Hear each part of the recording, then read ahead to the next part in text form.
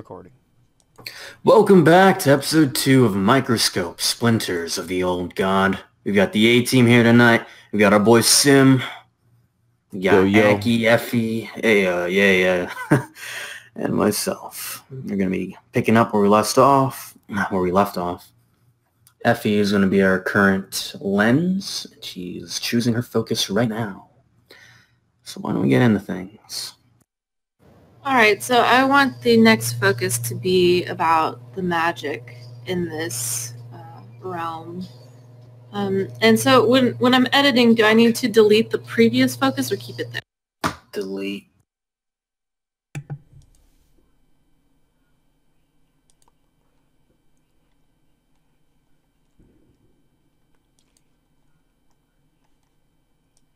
Alright.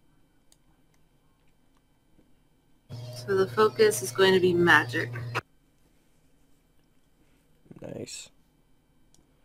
Do I need to do I need to do anything more, or do I just declare the focus? You got the first scene, or event, or era, or anything. Okay. Yeah. And you get 2, and then you also get the last. Yep, so the lens goes first, then go around to the left. It has to relate to the focus. Lens can choose to create 2 things, as long as they're nested inside. So if you create like an era, it then has to be, the second thing would have to be a event. And then if you make an event, you could also make a scene. And then okay. It off as well. So if I make a period, then I have to nest under that with an event. Or if I make an event. But if you want to make 2 things. Yeah, if you want to make 2 things, it just has to be nested underneath. Oh, okay. Okay. So I think I think I'm just gonna do an event because that's what's coming to mind right now. I want to go under the gods present themselves, and I want to create an event where oh goodness. Oh god. Hang on a second. Okay. Writer's block. Oh no, it's just like I clicked on the gods present themselves, and then all of a sudden it was just a blank screen. I'll help her. Okay, so under the gods present themselves, I know it's a good thing, but I think an event towards the end of it could go into, or like segue into the Great War where everything is splintered. So themselves or the splintered. It's your call. We have no input. Oh, okay. Yeah, you could just be like, hey, so everybody died and then got rezzed. I mean, it's like, like you could literally basically, as long as it fits the palette, of course. But okay. No contradictions and no breaking the palette. Only rules and God. Let me make sure what I'm having in my head does not break the palette.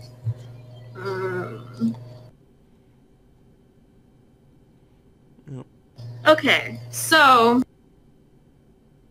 yeah, I think it'll be fine. All right, so it'll go under the gods present themselves, and it's going to be about a love affair between a god and a human. Now, because they can't procreate, it's just, you know, a relationship. But because of this, there's, you know, there's controversy within the gods, like, why are you dating a human? And with the human, you know, there's controversy because, like, what does that, like, why is this person special? Mm-hmm. And from that, that's when things start getting heated. And so then magic, the people start saying, well, we gotta rise up. Magic users, even though it's volatile, that's what is kind of used to combat, like, hey, God, get out of our lives and, you know, let us do our thing. Why are you treating this person so special? And then because they murder the god and the human, and that's what starts the rift and the Great War. Let me just check. I want to make sure, because I think I was going to say, yeah, because so the slaying of the first god is in the next era over. So wait. Okay, so then so it'd be like a segue into that. This would be like the thing that kind of kicks it off a bit, and then the Great War happens, presumably. Yes. I think that's the one? Or is it... Wait. The Age of Enlightenment. So, the Age of Enlightenment, the first slaying of a god. Yeah. Okay, so then it would be the slaying of the woman, the lover, the human. And so then there's, the different tribes go over, religion becomes part of the war because, what makes people so special? Like, why is your god special? Nice. So let me just write that down. So this is when the god presents themselves, right? Yes, the gods present themselves. Gotcha. Bare naked to their I was going to form. say, yeah. Quite Behold, literally. the removal of the leaf. Mm-hmm. Want to see a magic trick? Watch as I grow. Oh no.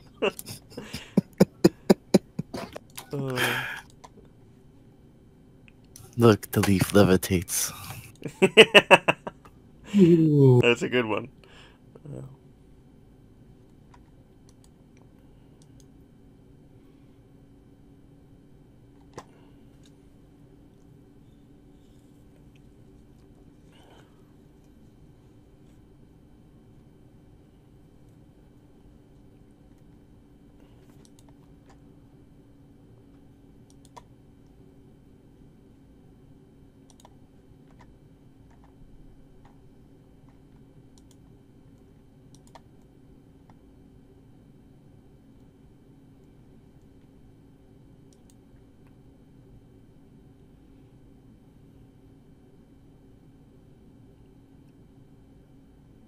Just let us know when you're done editing. Yeah. I think that was the problem before, as we went to move on to another thing and edited it, and then it did messed up back and forth, even though it was a separate thing. Which is weird. See, I think the first time I played, I used Microsoft Word, and I kind of just, like, as everybody was going on, I typed my own thing and Good pasted idea. It. Yeah, so that way you know what you're gonna post. Shit, I'm next turn. All right, let me go open a drive, Doc. Yeah, this one goes to the left. Yeah, shit. I have to think. That way, like, when everybody's going for their spiel, you can just keep plotting away, typing, and adjust things as you Actually, need to. a really good idea. Yeah. Saves a lot of fucking time. We don't save time here. No. This is a padding show. It's nice and relaxing. Seat of our pants. Mm-hmm. You plan on putting a scene in your event, or is that it?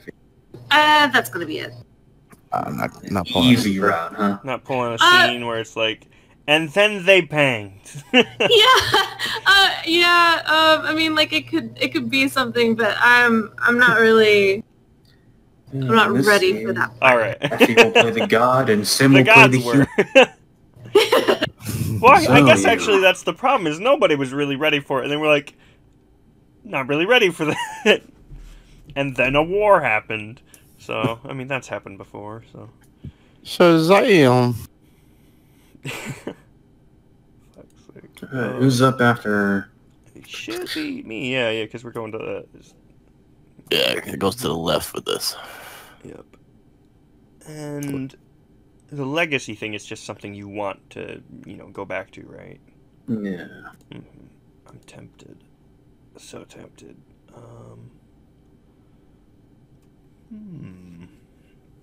Let me check the palette. Well, the legacy is the highlight. And I think that who picks that? I think it's the person who makes the lens. Is that the one who picks it? Legacies are common threads that may stretch throughout time and influence history. A legacy can take many forms. Make legacies identify things that are interesting and want to keep in the spotlight. Explored during a special phase of play between one focus and the next. So at the end of this focus, I'd pick a legacy and we play it, or whatever it goes in. Oh, nice. You got a name for the god and everything. That's perfect. Awesome. Gilbert. Yeah. Greetings, I'm the god of ordinary. My name is Gilbert. Man. Where is I like pumpkin spice lattes. The god. I still refute the whole thing of that pumpkin spice lattes are meh. Because those are delicious. Yes, Pumpkin spice anything is great. They're anything but basic. I hate pumpkins. Oh, it's so good though. Alrighty. Alright, Aki. So, let me see. The theme is magic. Show me magic. Oh, I love magic. Magic is perfect. And I really want to focus on the magic is chaos aspect. So let me look at the overview. And I forget, I have to make sure I'm looking at the light and dark aspects too. So I think actually though, I'm gonna dip into the Great War. And I'm going to add an event. So let me pop that over so that people can see what I'm doing. Great War. And so, edit, there we go.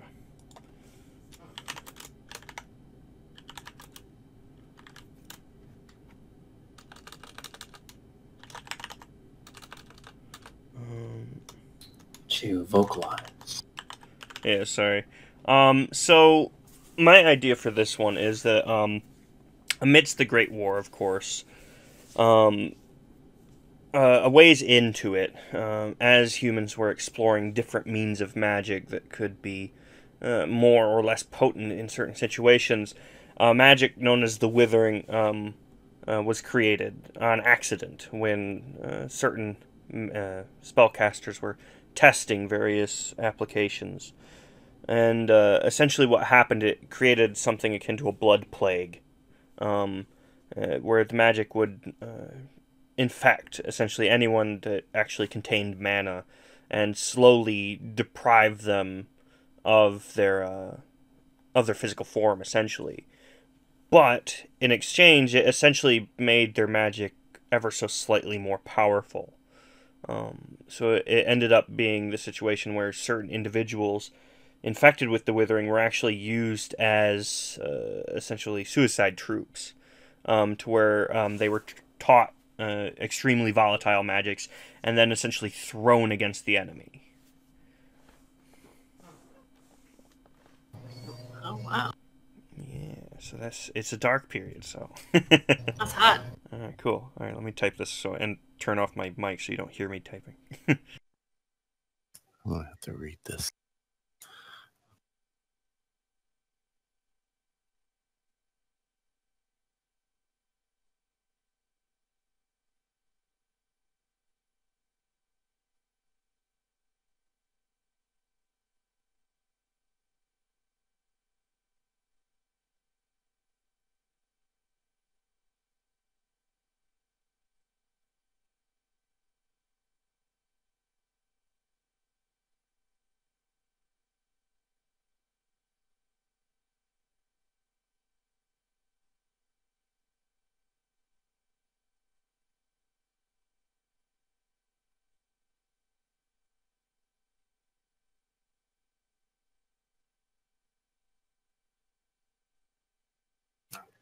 And silence ensues. That's actually a really cool magic, though. Yes. It is. I was wondering how we were going to define, like, what makes, like, if there's different types of magic. Get some fucking voodoo imp in here. Yeah. We can have a Got that spell, you must sacrifice 2 babies. Oh my gosh. It's too real. Has a 30% failure rate, so... 2 babies sounds like a discount. Oh my gosh. Back in my day, it had to be 4 babies. Oh my god.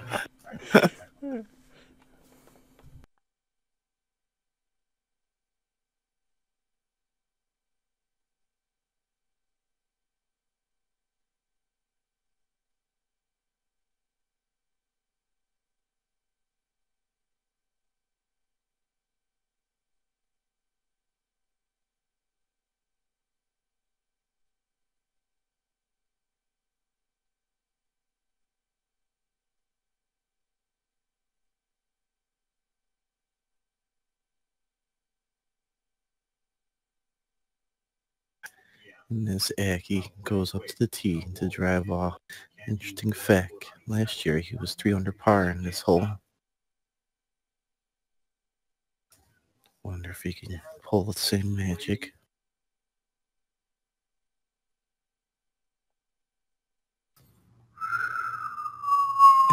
I'm almost done. It's so much. Whose fault is that? Why am I Entirely typing so mine. much? Ugh. Oh, my fingers hurt. God. I do so much fucking typing. My fingers are immune at this point. Temporary case of PTSD. The clacking of the keyboard sets me off.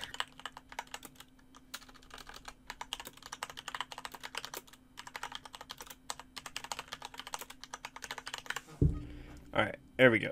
Save. Would you like to make a scene? I think I just get the one, yeah? I think it's just the lens that gets 2, right? Yeah, you get to make 1. Oh, there is a wait a minute.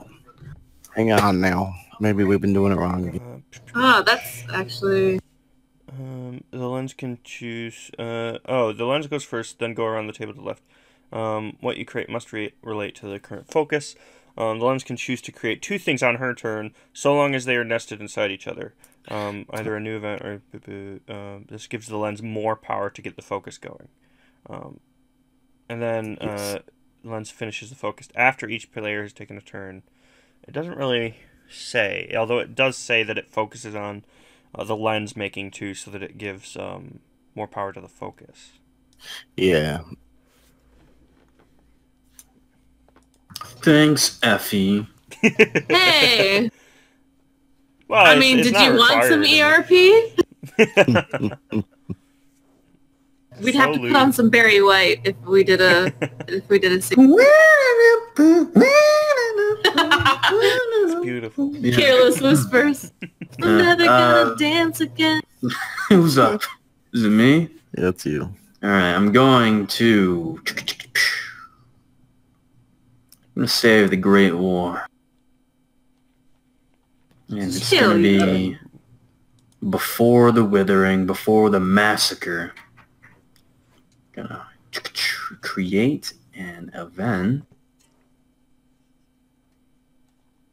And it's gonna be the emergence of different schools of, quotation magic. You got your masters and your experts arising, and they're trying to get like little disciples, little clans. And this is more like a regional thing.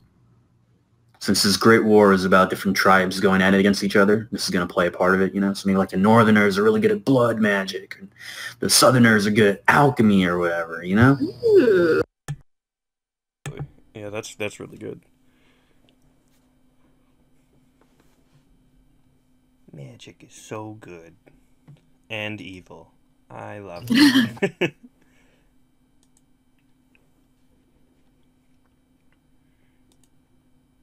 So magic has been around long enough for experts to emerge and take on disciples. Ooh.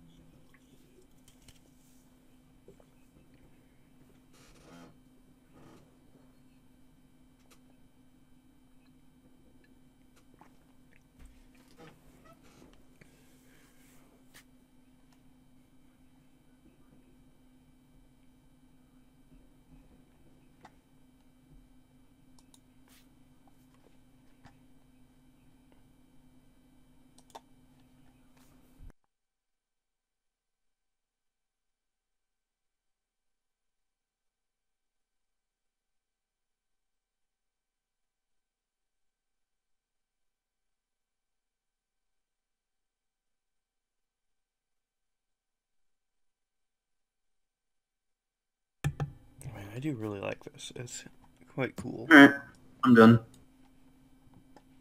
Oh wow. Awesome. All right. I like that. That's perfect. It's fitting.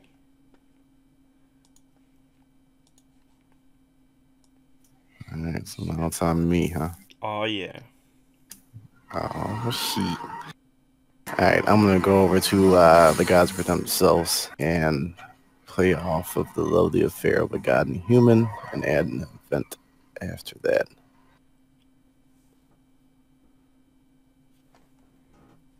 Essentially, an odd old sage comes from nowhere and joins the tribe that loved Nivea.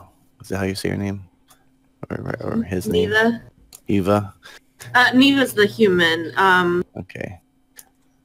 So the It's sage Sidra. Sidre? Yeah. Yes, all right.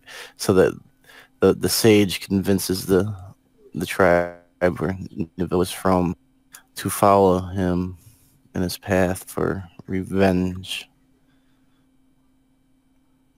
And no one knows where the old sage came from. Ooh, how mysterious.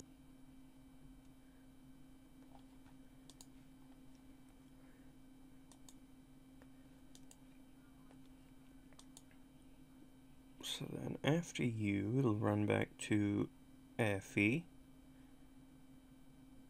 Hmm. And you get to go again and add another period event or scene. Okay. Or 2 nested things again. So you do have the option to do another 2 if you wanted to, as long as they're nested again. Yeah. Mm.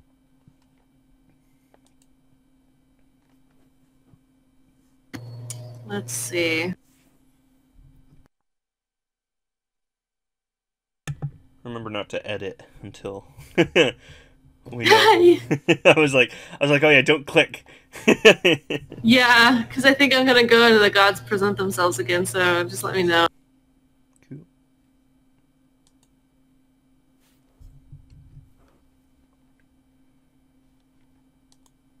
In the meanwhile, I have to think of what my focus is gonna be.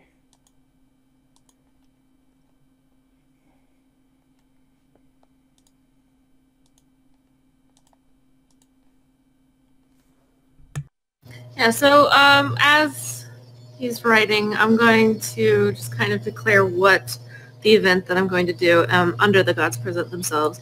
The gods basically they see that humanity has come to discover magic, and they want to kind of control that situation and present themselves as, hey, we can help you, and thus it kind of generates the whole like who worships who, which deity, based on which deity helps them with what magic. But it doesn't necessarily mean that that god is the god of that magic, just that they're like, oh hey, I know how to do this kind of thing. Nice. Well, I am done editing. Alright, yeah, before you edit, I'm gonna, real quick, I forgot to make the withering dark. I feel like that's relevant. Yeah. It is a pure light period. Come on. It was really great. It was so nice. Only the bad guys got infected. So it was once a lifetime experience. Alright, you're good. Okay, so this event is going to happen before the love affair, and kind of be like one of the starting things of the gods being like, hey, we're here, we exist. Nice.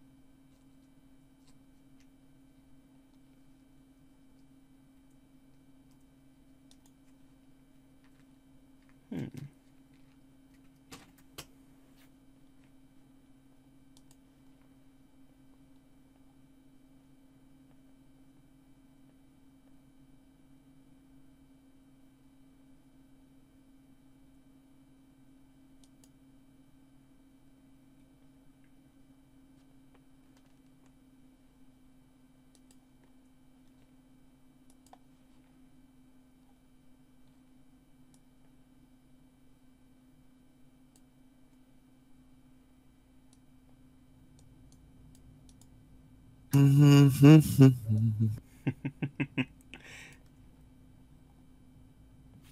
have Breaking Bad on in the background. Nice. Have yet to see the whole thing.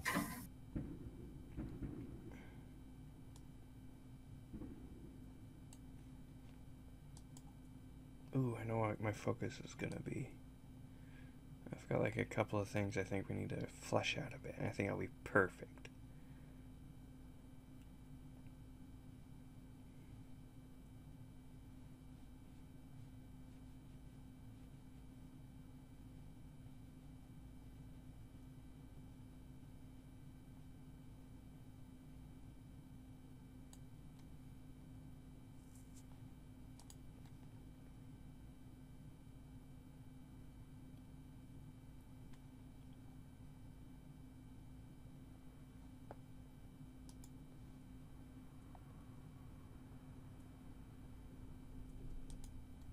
All right, I'm done.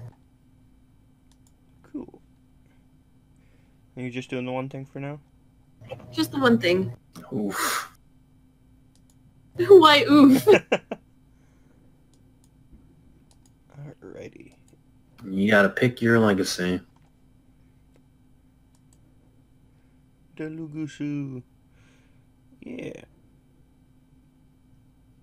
Oh, so choose a new legacy. Player to the right of the lens picks something from play during this last focus and makes it a legacy. Oh, and then the same player creates an event. So that would be... Yeah, so that would be Sim. Or no, wait. Wait, it's me, Sim. Or we were doing it the other way around. Oh, no, yeah, so it's me. Oh, which... Are we using the Discord? Yeah, we're using the... Okay. No, okay. So who's next? Right. Wait. So we were going me, Demi, Sim, F, right? Yeah? Of course you asked me, and now I'm like, I'm... Alright, well that's how we're doing it. Because that's what we just did. Wait. Let's just go by the thing. Our links is Aki F Simdim. Okay. I was going to say, because Sim went before F, so he would be the one getting the legacy in this case, right? Because you already have one. So it would essentially go in a chain until everybody's gotten one, and then continue and reset each. Oh, okay. So we must have done it, me, Demi, Sim, F. Okay. I think that's what we were doing. So it doesn't reset with each lens? I mean, essentially. But each person, like, chooses their legacy of, like, what they want to kind of focus on, so... as it goes through, at least. So in this case, it would be Sim, right? And, pick something from play during this last focus and make it a legacy.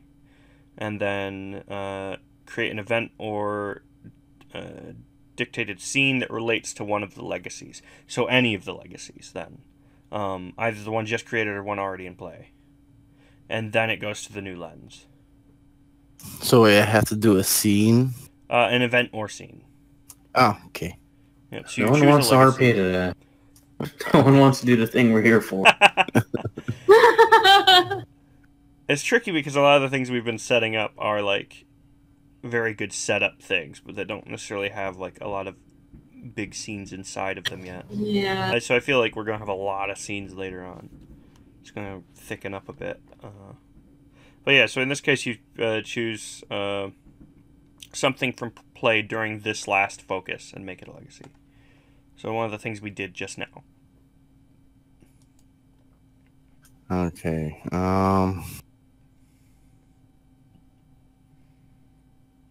which I think were all events. Yes. And then I will make another event. Cool. I just need to pick something to go off of.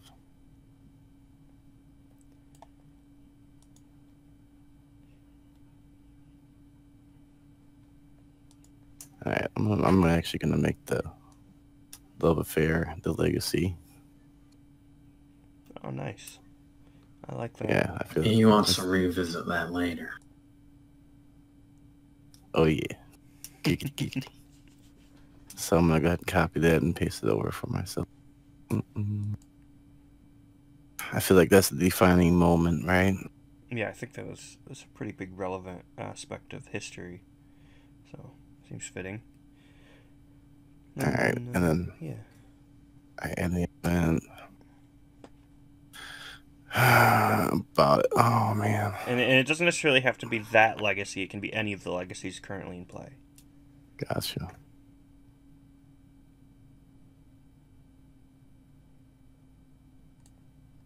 Let me go back here real quick. Let's see what we got going on. Yep, so we currently have the Age of Enlightenment, yours, the love affair of a god and a human, then Demi's first encounter.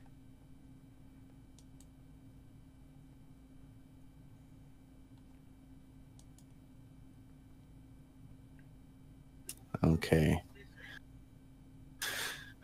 I guess I'll go off the Age of Enlightenment.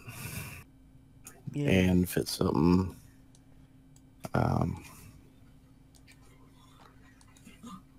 Before the first slaying of a god, I'm gonna go ahead and name the god that was slain. Ooh, nice. Sim. I was slain that day. Weak. It's the god of gods not dying, and then he died.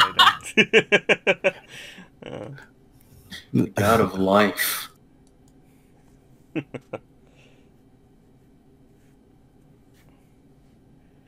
Alright. Cool. Well, see, the best thing about it is it doesn't say who did the slaying, right? Yeah, or who was slain. Just the first god was slain. Yeah, fucking Balder.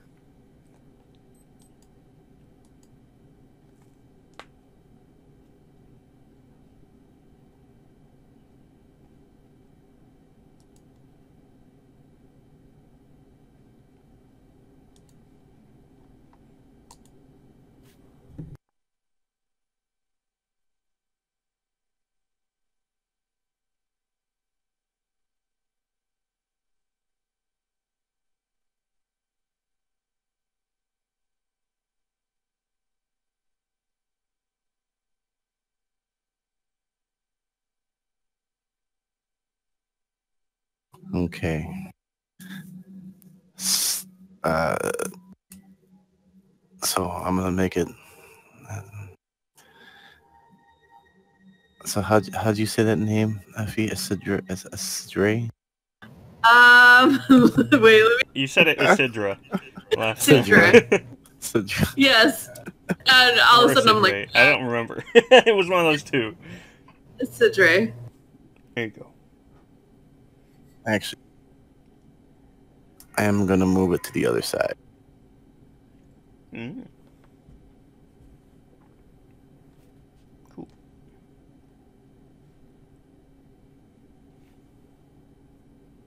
Or maybe I won't. I'll go back. Yeah, let me go back. Because it wouldn't make sense there.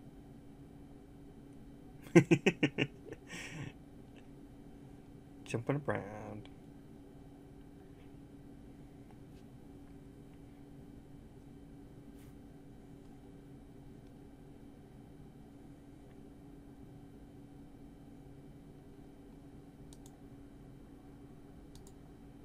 So Sidre fights on the side of the humans, seeing how the humans, while mighty in numbers, are also weaker than the gods. Still, they have not grown to their full potential. He decides to fight on the side of the humans. Are we mighty in numbers? Because we got low birth rates. I think we still That's outnumber our them. palette, man. Low birth. We don't know how many gods there are, right? So I guess I wouldn't say mighty in numbers.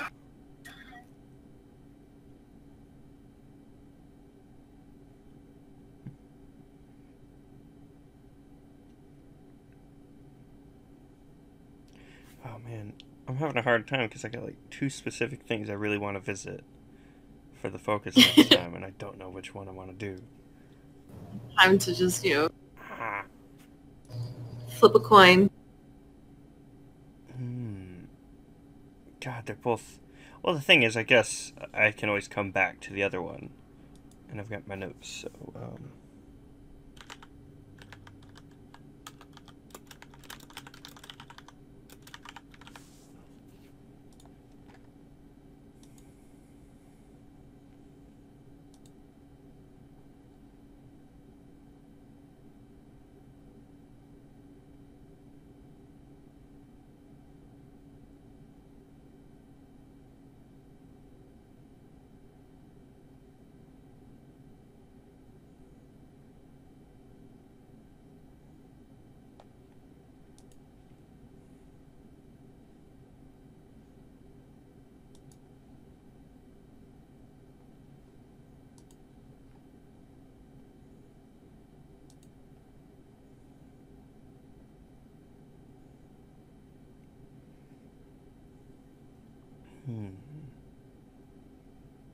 There.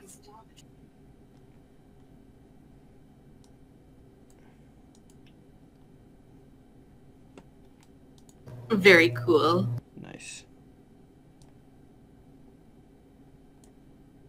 Which was that in? That was in the, Gods Present Themselves, or was it the Great War?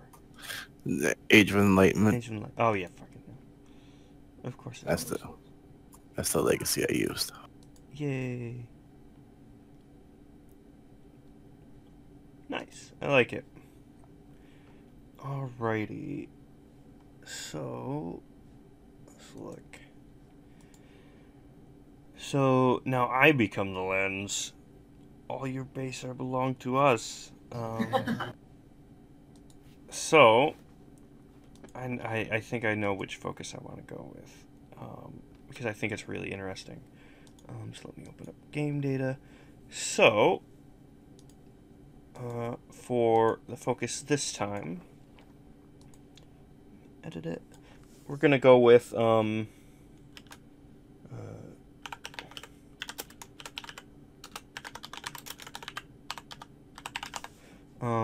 gonna put the focus as humans' nomadic lifestyle. I want to see that filled out a little bit. And in that regard, I'm going to go to Splinters of the Old God and add an event. Let me go ahead and edit that.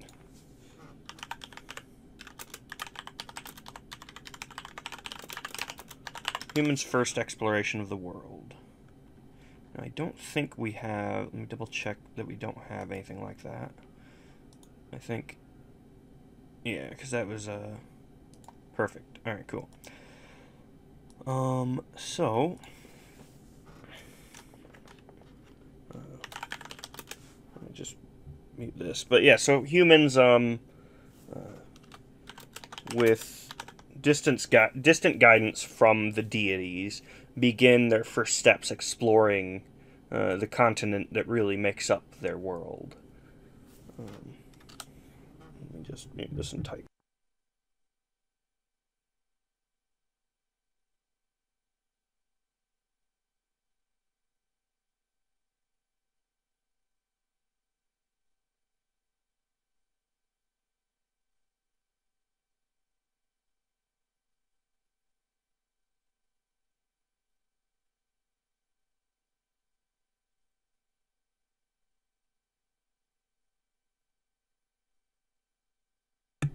Alright, there we go.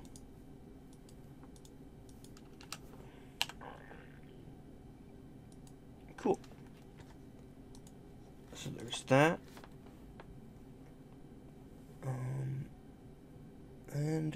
Actually, I'm gonna fill that out a little bit more.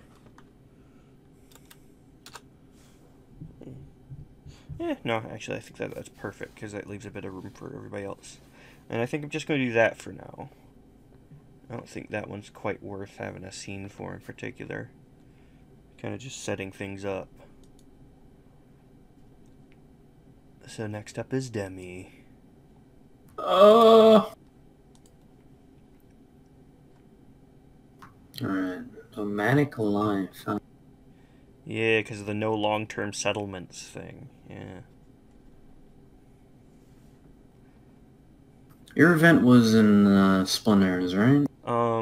Yeah, in the very start. So just after the birth of religion. Humans' first exploration of the world.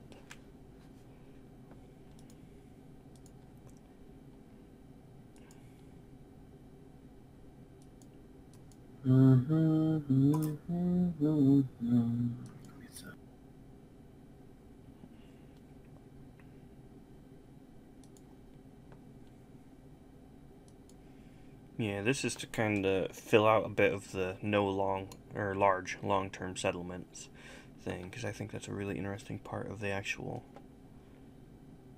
plot. Alright.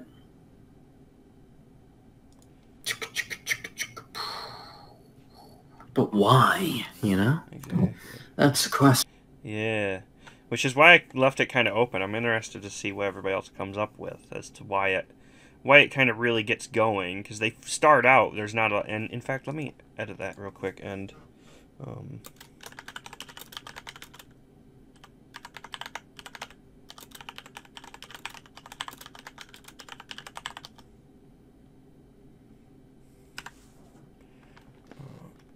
yeah, and so I added the kind of little bit of making small caravans uniting their small numbers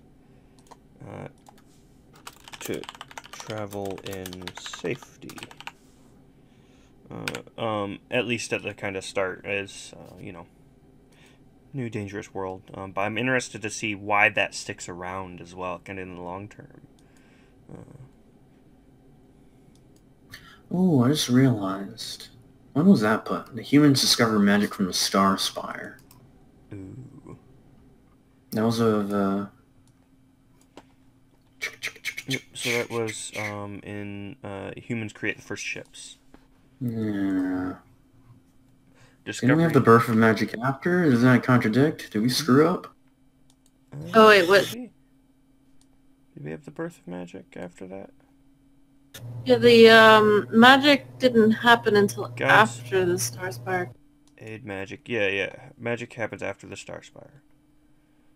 So humans create the first ships. Humans are aided by the lizard folk. Discovery of the Star Spire, they don't know what it is. People disappear for ages, basically.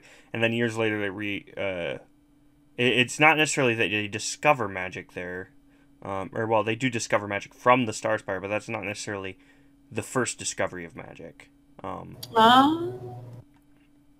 guess it's kind of open. In my head, that was basically just the people who disappeared actually end up showing back up, capable of actually using magic. Powerful and dangerous, but still not, large scale by any means. Compared to, of course, a sword, it's not very,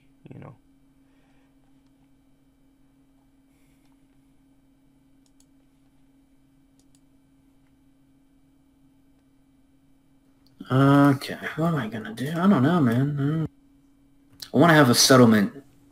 I want to have a great city that they created suddenly destroyed, and that's why whatever causes that. An attempt to settle that is essentially dashed against the stones, which is keeps them essentially nomadic for some reason. Yeah. See, this is why I was interested in it. I was like, I really want to see what people come up for why they keep being nomadic throughout history.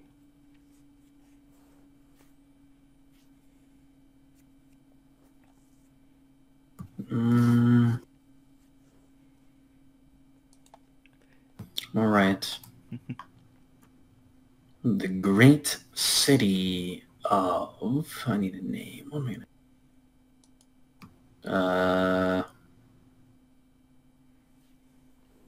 gambrels. No, that's lame.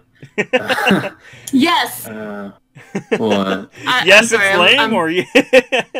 Yes, I love lame things. So Yes, lame stuff. Hey, Gambrels is like a 20-minute walk from where I live. It's like an actual place. Nice. Ah, shit. I don't have any names. Make a brand new compound word, and there you go. Yeah. Yeah. You're right. We're gonna go with Deadsville. You know. shut up. Fuck. The names are always the best part of improv, I feel. Because it's either gotta have that random name generator on standby. I'm trying to match our naming convention right now. We got, I know. some I was thinking about that tribal earlier. names going on. I think it's fitting though, because all of the different tribes and then the lizardmen all having kind of different weird stuff going on. So let's say mesothelioma. I like it.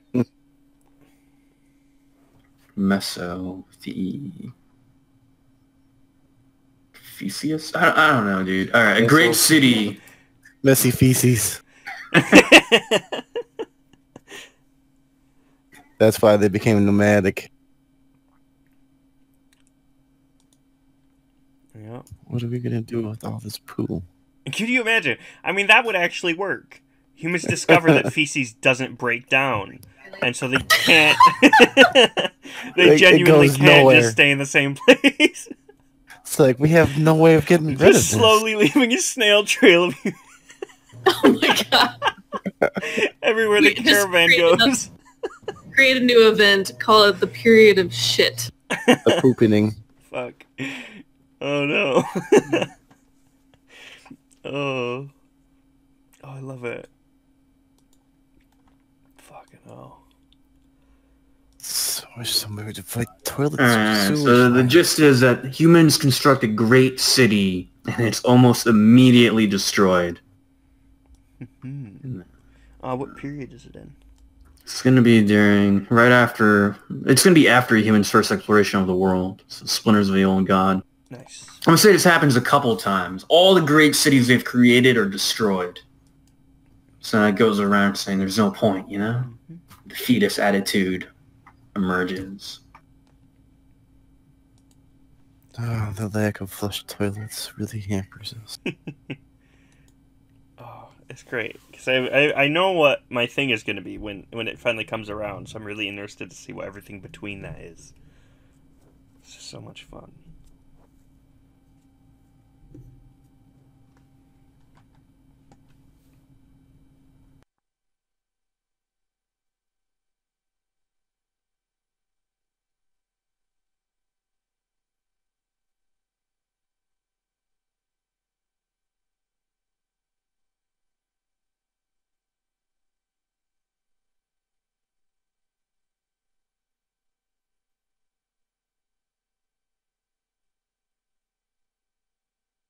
There. Great cities destroyed. Humanity gathers together and builds great cities to house their people. Unfortunately, all their attempts are met with despair and destruction. No settlement seems to last more than a year. Perfect.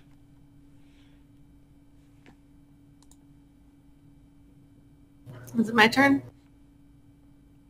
It's Yeah. Yeah, I mean, we might as well, as long as we have you do the legacy, we can swap it to the actual order. Oh, I'm confused then. Or, oh, wait. Oh, no, it would... Oh, wait. Oh, yeah, so it's... No, it's Sim and then you. Yeah, that's what... Oh, okay. Yeah. I realized... I was like, oh yeah, we didn't swap it back around this time, so... Yeah. We can swap it back around next time, and then we won't forget next time and be confused. Yes. But yeah, so Sim is up. Oh boy. I love that I also chose, like, the biggest pain in the ass one to implement. my other idea was the old god aspect, but I like this. Well, yeah, I think this needs to be explored. I've already got an idea of what I want to put in, so I'm ready to go. Nice.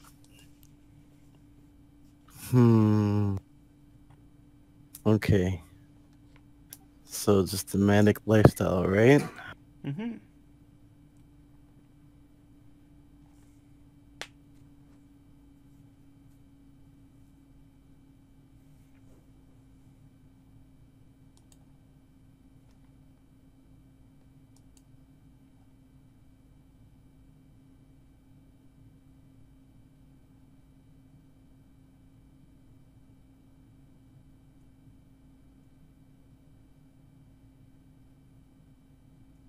I'm gonna go over to the period of the gods are lost.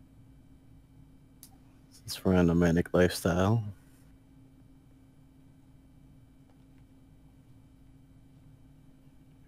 Ooh. And after the gods are lost and the fighting dies down, humans once again seeing the land ravaged by the gods and their forts and defensive cities torn to bits are once again on the move. I'm gonna leave out where they're on the move too, that they get advanced enough to leave the planet or whatever, maybe. Nice.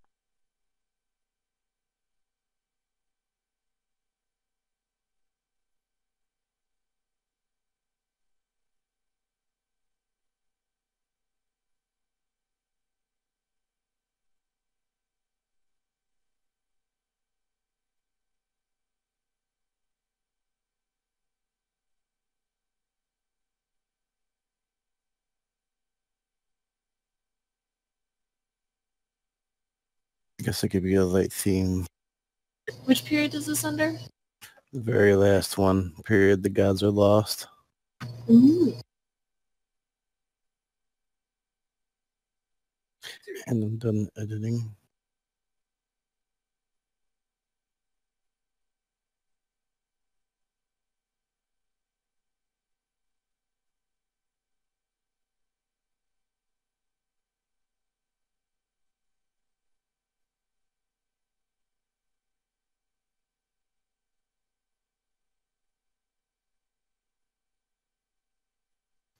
And then that would be Effie's turn, right?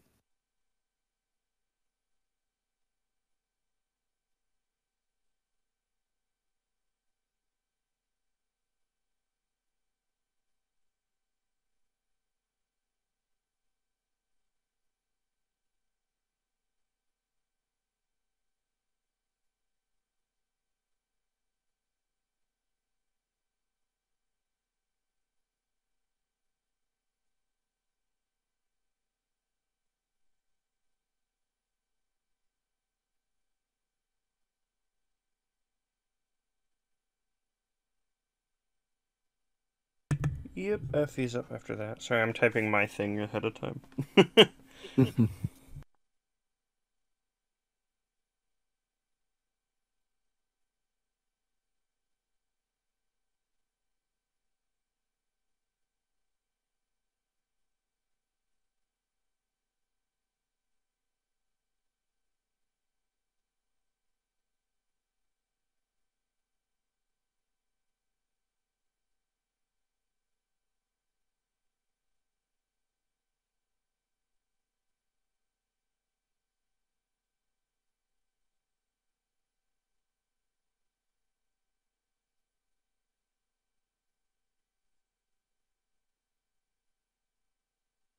What's happening now? I feel like I missed something. It's on you. Oh, y'all are waiting on me. Okay. I was typing my thing in the background. Sorry. Oh, okay. Yeah. Okay. So what I'm gonna do is I'm gonna go to Splinter of the Old God, and I'm going to do another explanation as to why they're nomadic. This world has 2 moons, which will affect the seasons being a little more chaotic, and it will also affect the tides and probably create some elemental type issues for them. If they want to stay on the coast, they'll have more high and low tides. They'll have probably more tsunamis. They'll weather will be crazy throughout the year. It won't be as set in stone as we have it, and especially since it's a Pangea, like it's just all over the place. So they don't because of the elements and weather and all of that jazz. Because of the 2 moons, it causes them to have to travel from one place to the next so that they can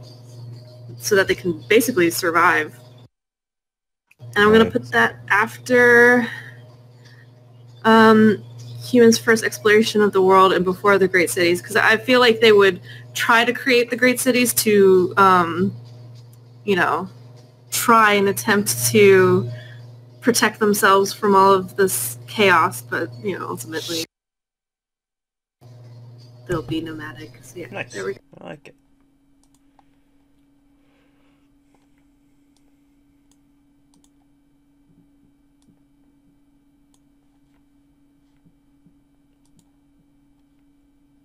Let me go back and look at the other one as well. Where was it you put yours, Sim? It was in the last one, right? Yeah. Yeah. Perfect. Perfect. I like it.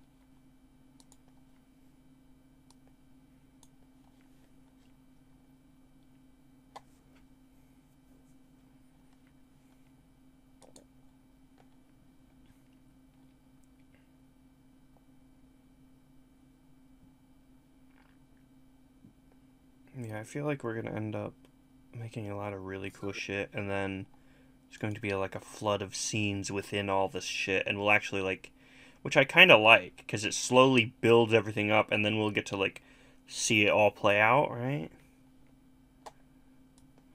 Should be really interesting.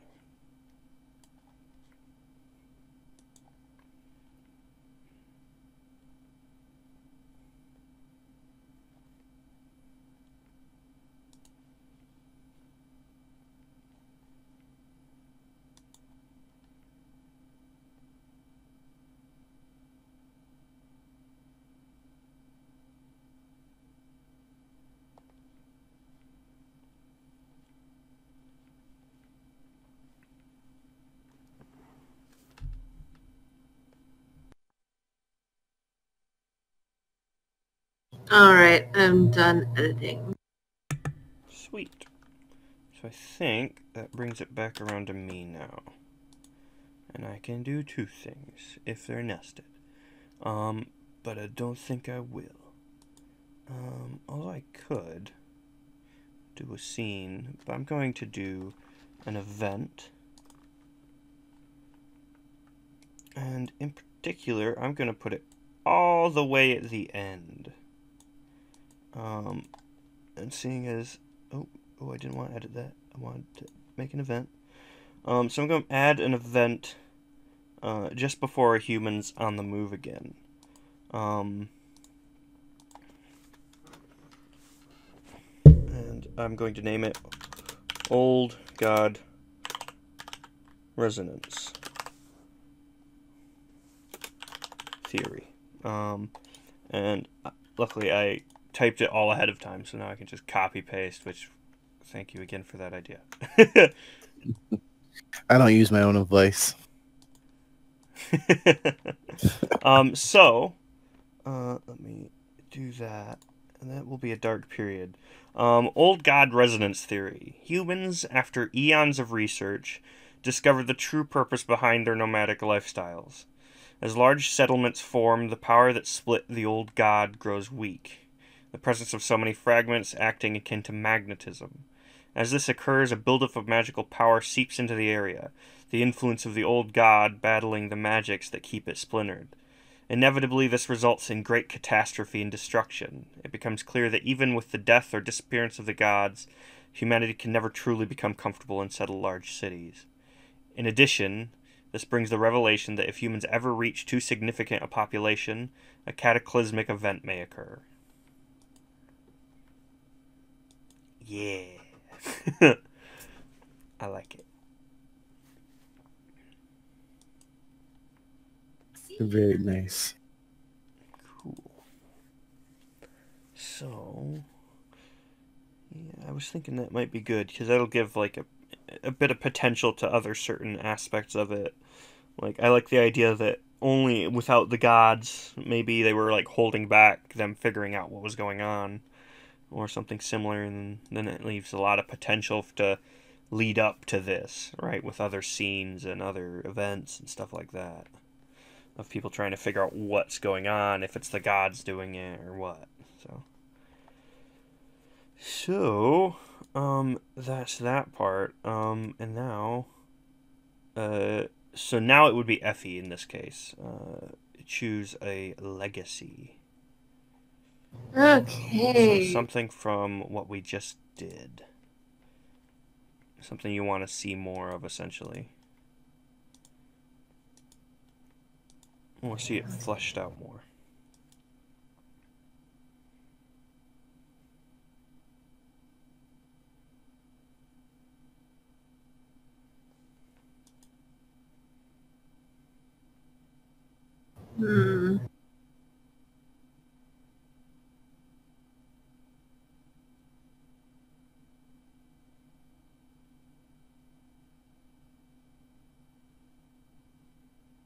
Where did you just put yours? The very end, in the gods are lost, the last period. Okay.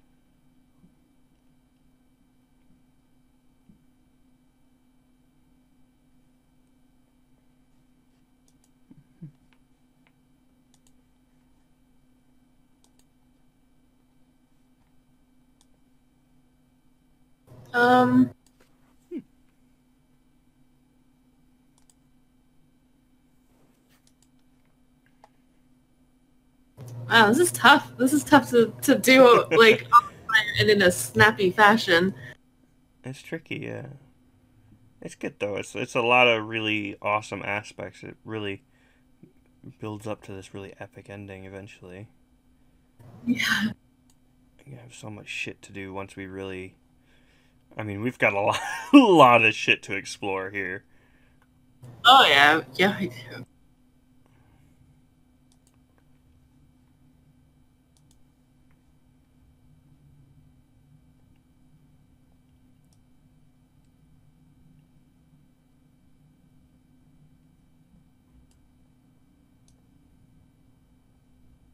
Man,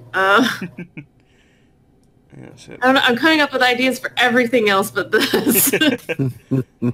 So yeah, it's basically just one of the legacies with a legacy of, one of the things we just made.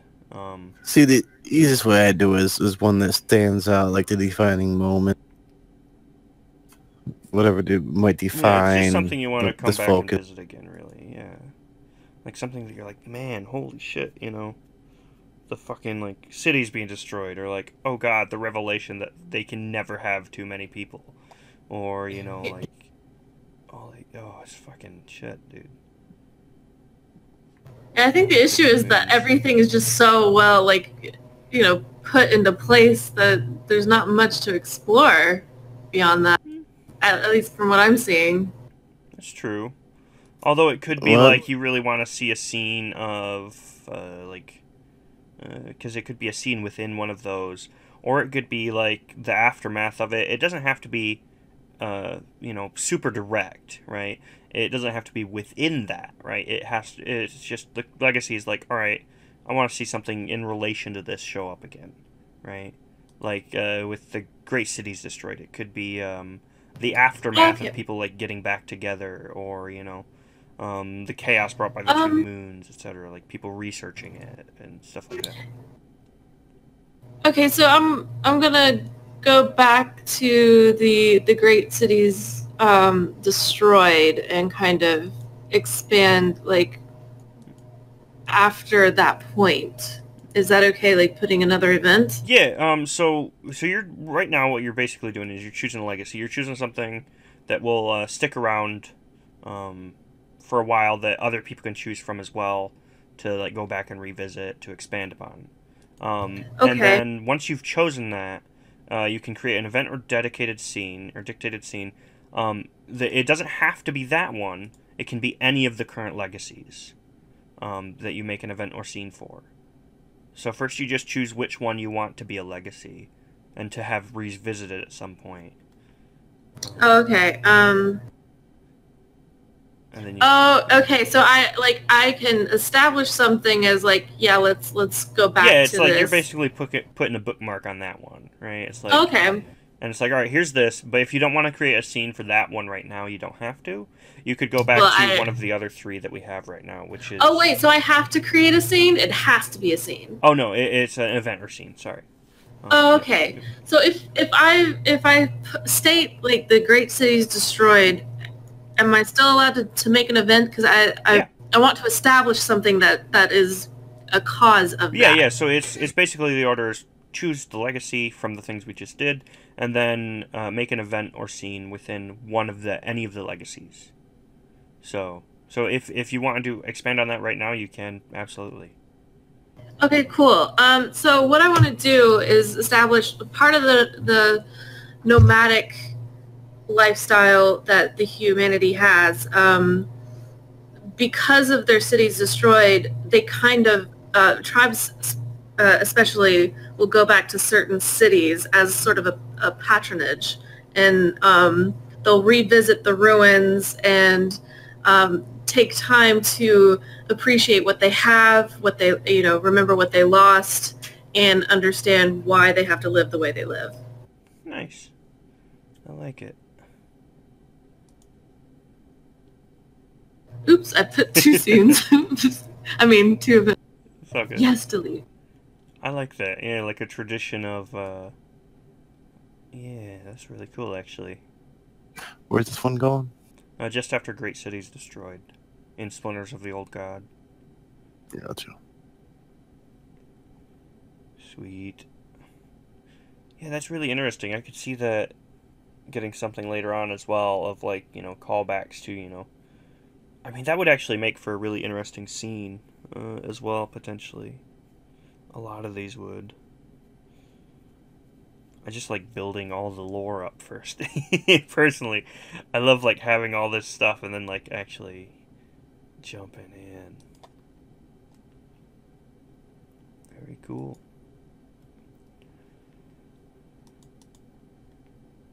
Let me see.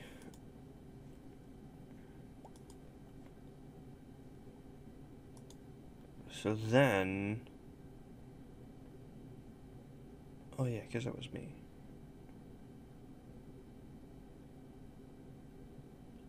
Cool.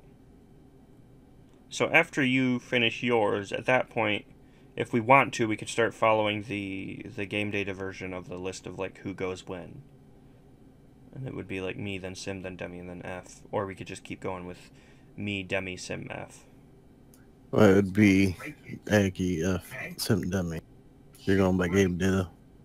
Oh, is it literally different for each of us? Yeah, I see Aki, Sim, Demi. Oh, that's what I see. I see Aki, Sim, Demi, F. That's why I said we go by the name for the Microscope Sky Jedi thing. Aki F Sim Dem. Yeah, that's what I'm Or, saying. Yeah. In game. well, I was thinking maybe we do, yeah, like alphabetical. Yeah, whatever works. I was looking at the wrong thing, guys. Oh. On the current legacy, it does go Aggie, Sim, Demi, Effie. But I was thinking for some reason the tag that Demi put up for the URL. That's why. Yeah. Okay, yeah. So, I mean, I don't really mind how we do it. It's gonna be the same amount of things one way or another. Yeah. I guess it just helps to if you're. I feel like pre-planning otherwise what you're next writing. time we'll forget and someone will get skipped, right? Yeah. That's no biggie. Yeah. I volunteer as tribune.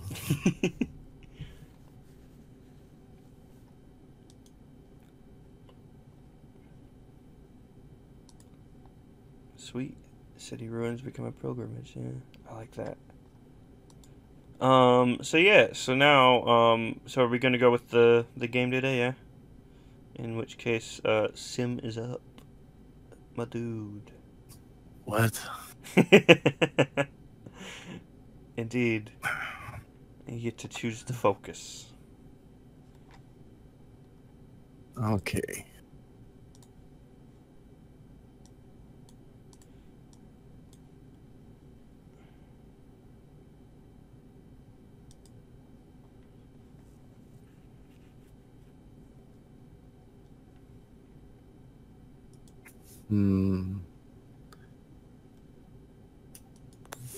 Think I'll focus on the God's attack.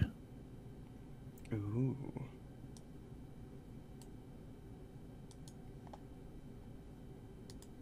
I like it.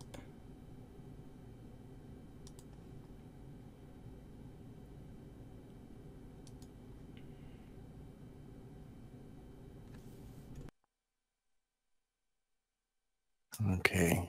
I gotta make an event for it.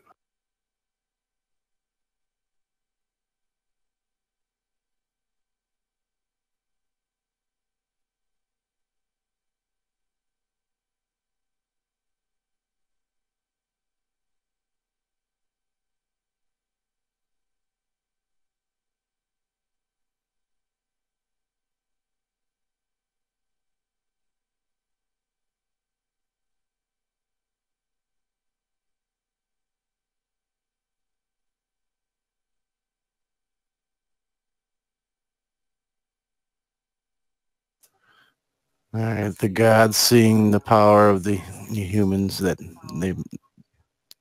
they eventually may possess, decides to try to swiftly wipe them from the face of the earth, and is unsuccessful. Nice. Well, I mean, pretty brutal, but nice.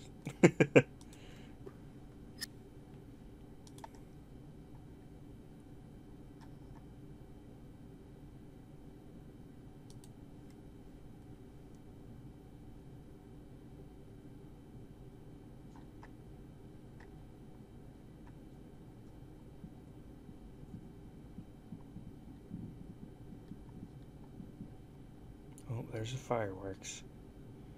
Fucking hell.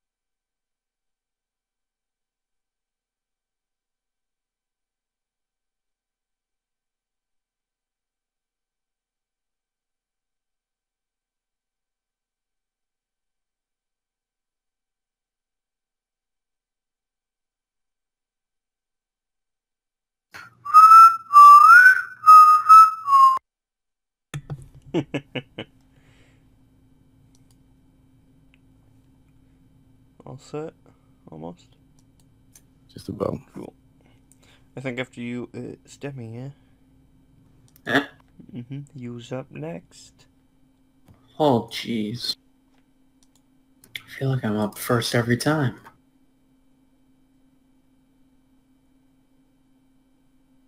Let's see. The focus is humans. No, wait, you didn't change the focus. Oh yeah, yes, the... Yeah, no one changed the focus. Almost done, Demi. Give me 1 second.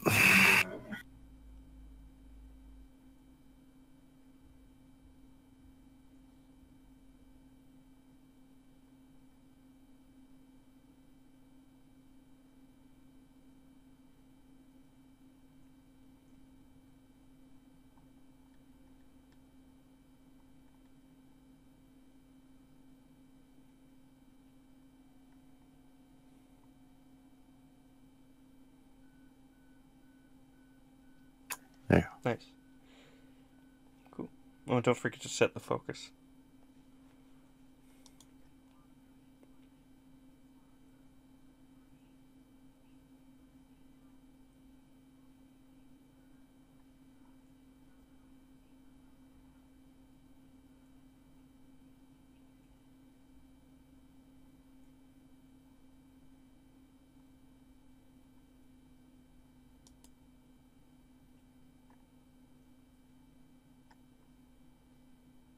Alright, focus is God's attack. God's advancing humans. Seeing the power the humans may possess, the gods decide to act swiftly and attempt to wipe humans clean from the world, not realizing how resilient the humans actually are. The gods are lost, humanity no longer coexists. Old God residents their humans after Ian's research discovered true purpose behind their nomadic lifestyles. Humans on a movie, no scope. Naturally, we're going to go to the God's attack. I will add an event. The humans select their champion. Ooh.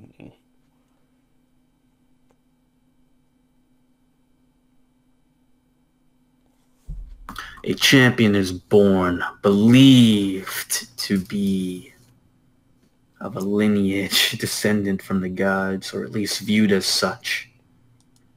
One man is chosen above his peers to lead the battle against the lords. He is, I don't know, his name will be Nisavin, the God Slayer. I was kind of hoping for Bill. Bell? Bill! Bill! Yes. Bill! Bill! Vampire Bill.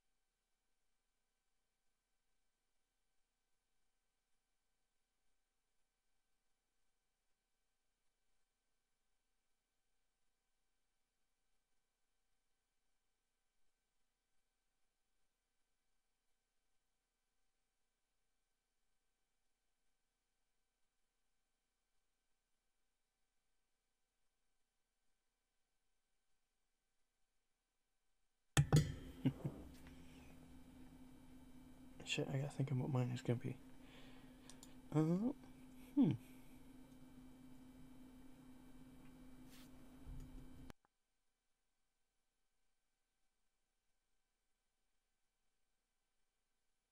There. A champion is born. A man believed to hail from, I want to put from, not for, divine lineage is recognized by the people and now leads humanity in the charge against the gods. That man's name is Abel Krangaris. 2 randomly generated names. Enjoy.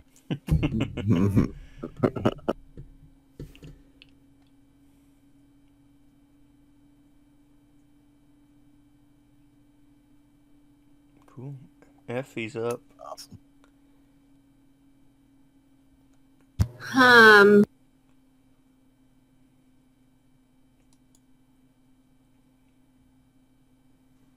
Let's see.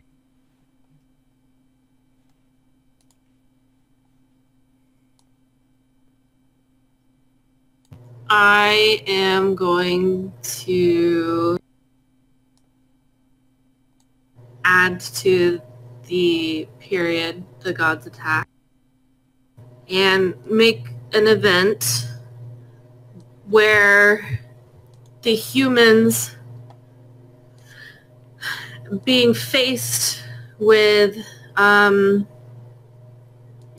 what seems to be a very intimidating and impossible foe, they go to the lizard folk and try to gain them as allies against the gods. Nice.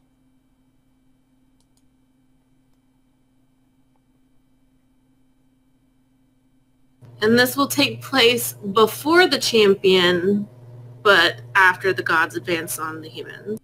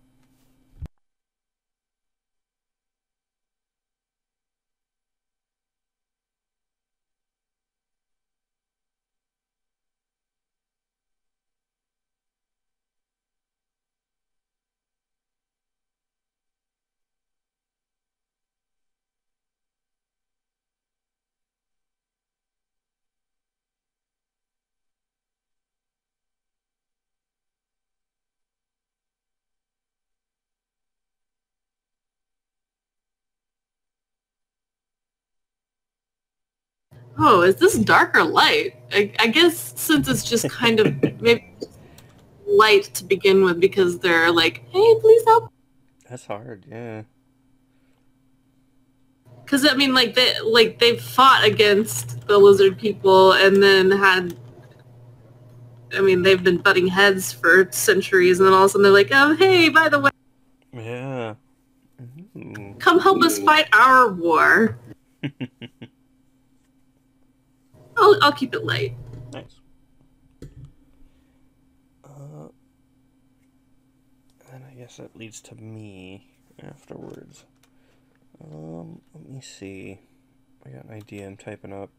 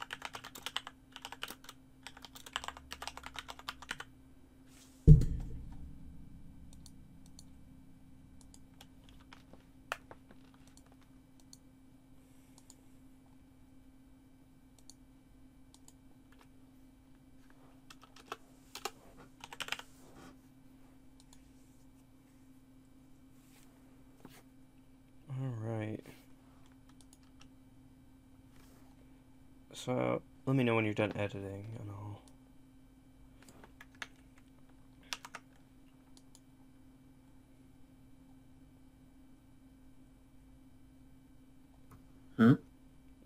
F, are you still editing? Sorry. Oh yeah, no, I'm done. Oh, okay. I'm sorry. I thought you were still editing, sorry.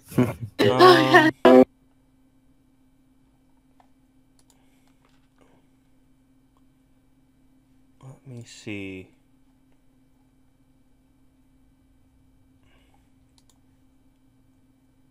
Uh-huh. So I think this is going to be definitely after a champion is born. And let me...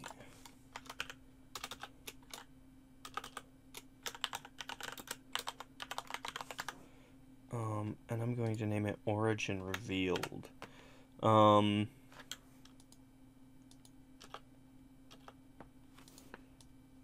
Definitely dark.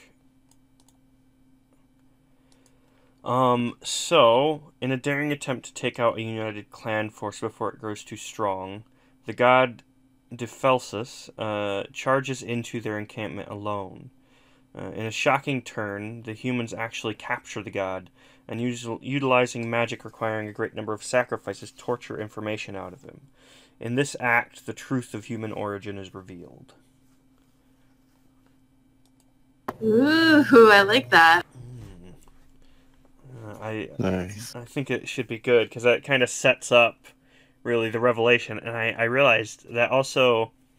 That's why I put it after a champion is born, because it means later in the war, right? Again, later in fighting against the gods, it's kind of revealed that, of course, his heritage isn't actually necessarily true.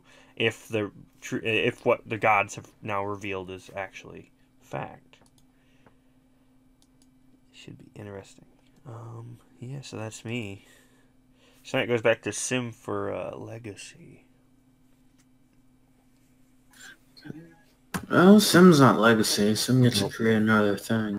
Yeah. Oh yeah. Think, and then okay. Do it, Sim. Create two things. Be a man. Things. The thingening. The thingening. Probably end it on your turn. We can start fresh next time. I'm gonna put this between Champions Born and the Lizard Folk. With the humans, please. Are you sure it's not a scene? It is not gonna be a scene. I'm not setting one. I was thinking about it, and I'm like, no, I gotta come up with a bunch of names and.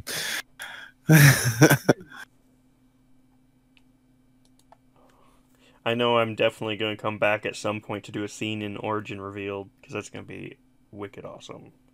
I know, I was just thinking that, like, that's a really good one for a scene. Yeah, that's what I was hoping. It's like, I really want to seed a bunch of things that'll be perfect to come back to later.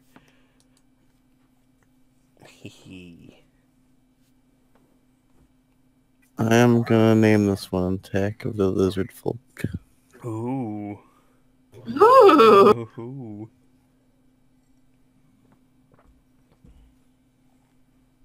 Seeing the weakness in the humans and remembering past ills, the Lizard Folk decide to capitalize on the war and side with the gods against humanity. Oh. Oh, I have a thing for this later too. Shit, there's so many ideas.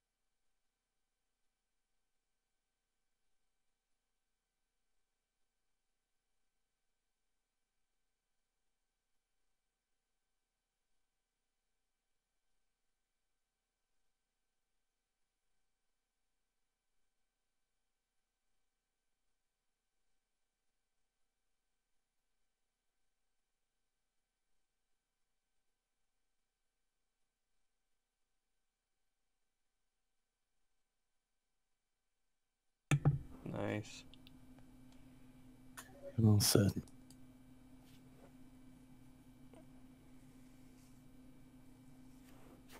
Very cool. And then it's the legacy. Okay. Or he can create another thing. Oh yeah, you could actually do a scene. You know, No, I'm fine with just my work. It I wants think it's it so gone through bad. 3 people. Let's see. So in this case, it comes back to me then for The legacy. legacy. And you can make a scene with that if you I want. might actually, because I think this is like, as we were mentioning with like Origin Revealed, I think this is perfect. Because I definitely want to see that explored again, so I'll swap out my old one with this. I think you move your old one to past ones, right? Oh shit, what was my old one? Oh wait, I have it up in the other tab. Aha! The Age of Enlightenment was your old one.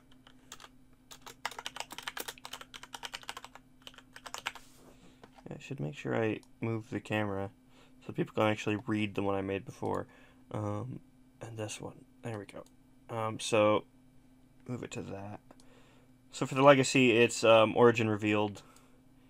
And in this case, I think I will do a scene with Origin Revealed, because I think that's just too good to pass up on.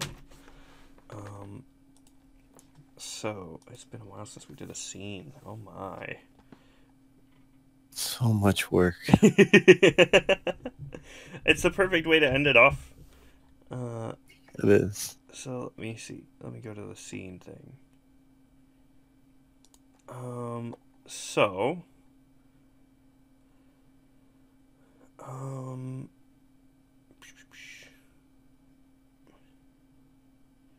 the question the scene will answer. So, can establish facts or stack the deck. If something is declared in the question, it's going to happen. Okay. I see. Let me move the camera thing over too so that they can see it. Alright, so let me type this up, sorry.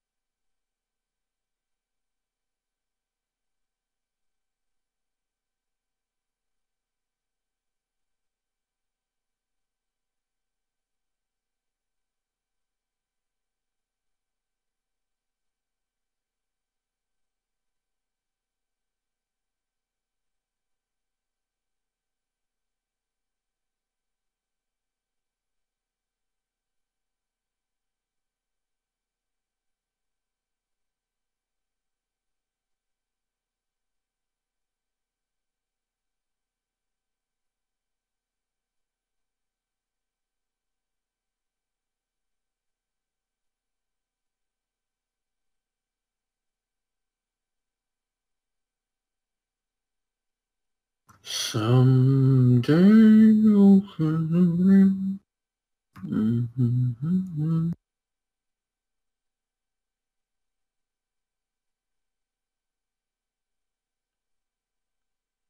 Alright, so I think it's going to be dark. Or I guess we can kind of figure that at the end. But, so question the scene will answer. Yeah, so it's a little bit more detailed. So it's kind of like a chain of them, sort of, to set it up a bit.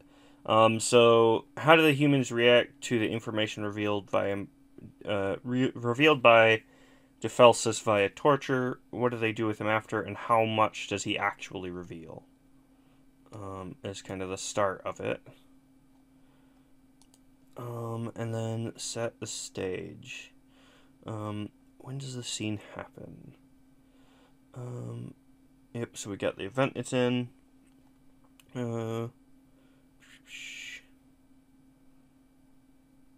So, this is, of course, just after he's been captured, and he tried to wipe them out. And we already have all the details there for the fact that he does reveal their origin, but we don't know how much of it he reveals. And we do know that they capture him and use magic requiring a great number of sacrifices to torture the info out of him. This is also a sort of a unified front by at least some of the clans. So that's the stage set, essentially. It's, of course, after they're just finishing torturing him, essentially, and this is the point where they're getting the information, their reaction, and the repercussions directly, therefore. So then we choose characters. Let me see. I think I want to see Sim play Defelsis, the god. That's gonna be good. So let's see.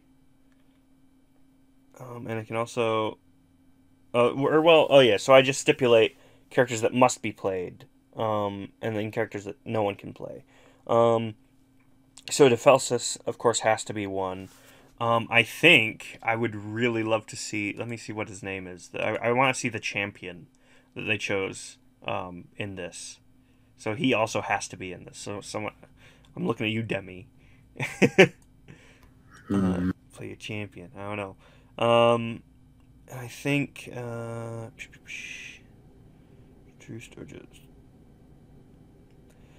I think also one of them should be the magic user that is enacting the torture.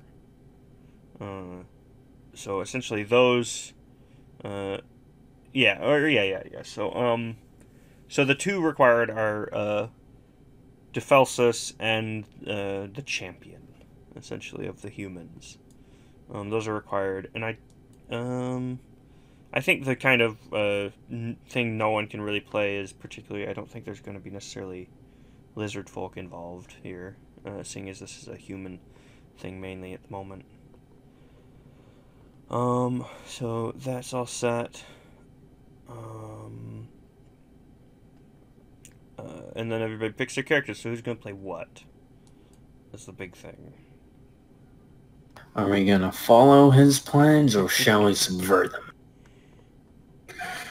So you want me to play, what was the name again? He wanted you to play a god, he wanted me to play the champ. I mean, I can play either of them. I really like the scene. I mean, we can stick with your vision. That'd work. So what way you envision it? Yeah, I kind of feel like, given the way Demi had that idea, that's your couple name, Semi. But yeah, Demi, I feel like you had the idea of the champion, so you have this kind of concept in your head for him, I'm sure. And I really want to see Sim play the god for some reason. And, like, break the bad news of, hey, so you are all, like, bits of this ancient, horrible thing that we put away. So now, did we decide if it was a horrible thing? Oh, well, if it was a horrible actually, god? Yeah. Because we don't really... So, I mean... So this could be part of, it's, again, how much does he actually reveal? That's kind of up to whoever's playing Defelsis. Yeah. Because that's part of the question is, how much does he actually tell everyone? Does he just say, is it just revealed that, maybe he was a young god at the time? Maybe he only knows part of it or something similar, right? Or maybe he reveals, like, the whole truth of, like, yeah, so we were fighting this guy, and, I mean, there's a lot of potential there.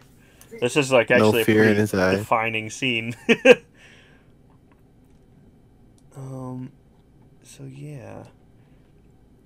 I think I will play the spellcaster that is enacting the actual torture, I suppose. Or use the magic, which caused him to reveal it. So I'll play a magic user that is helping keep Defelsus in place, ooh, basically like binding him. I like that. That's a good point we didn't think of. Alrighty. Yeah, because he is a god, so I imagine he'd still be pretty powerful. Yeah, pretty concerning. I imagine that Effie's kind of like leading a squad of, spellcasters, seeing as they don't have particularly powerful magics.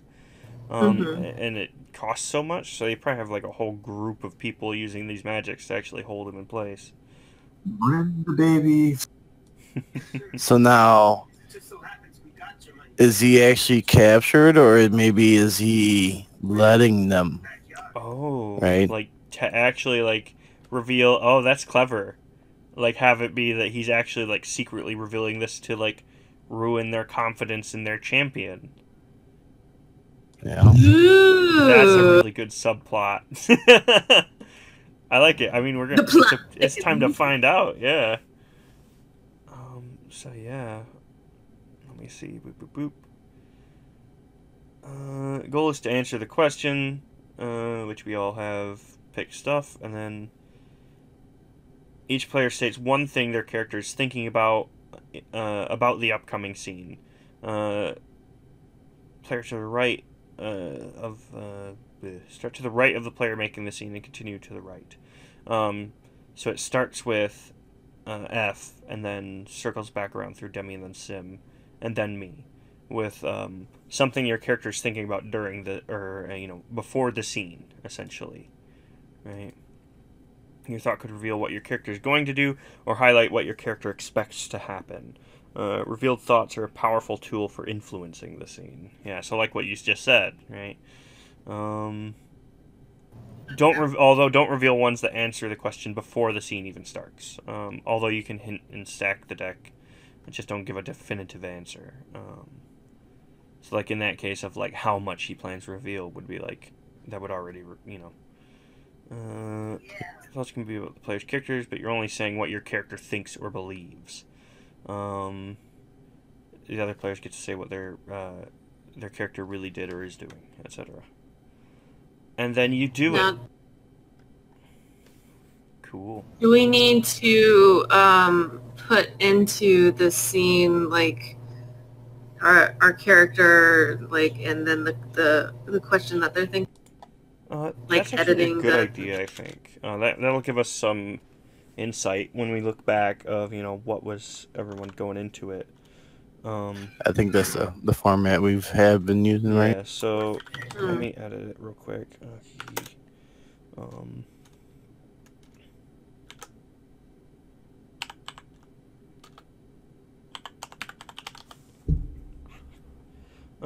So I'll play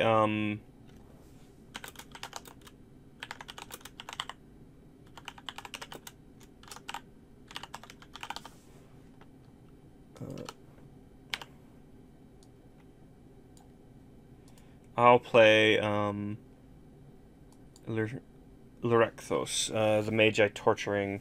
Oh, I spelled it wrong. Torturing Defelsus. Do you guys like my naming? It's definitely not hard at all.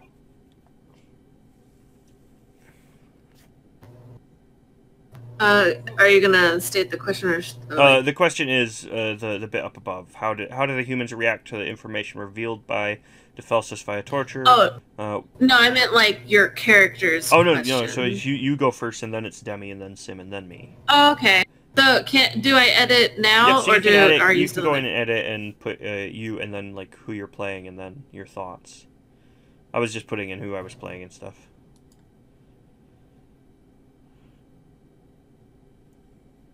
All right, I am going to play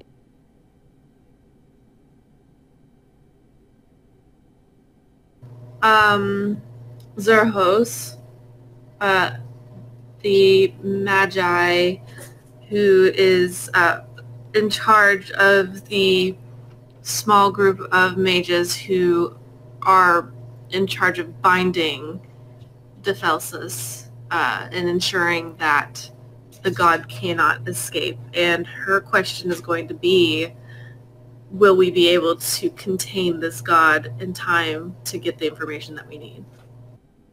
Nice.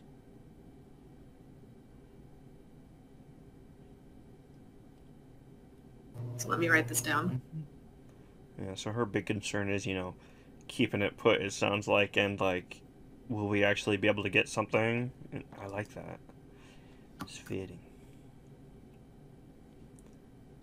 I have to look back at the fucking name of the champion.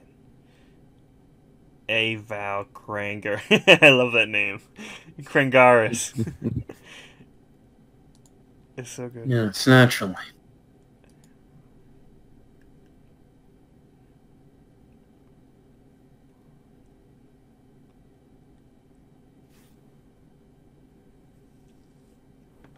Okay, I'm done. Evil is thinking nothing more than proving to mankind that we are superior to the gods. Though they may be strong, we are clever. I like it. I'm very curious to see how he will react and then act as a result of the information he learns.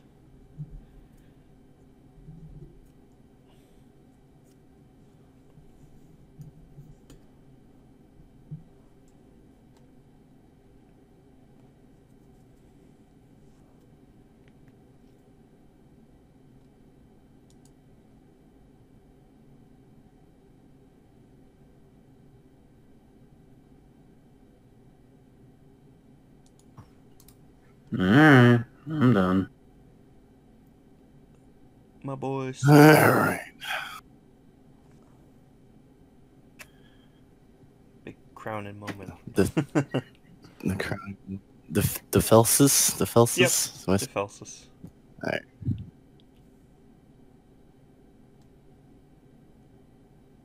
I mean, if that's who you want to play, you could play, like, Bobby, the boy torturer assistant.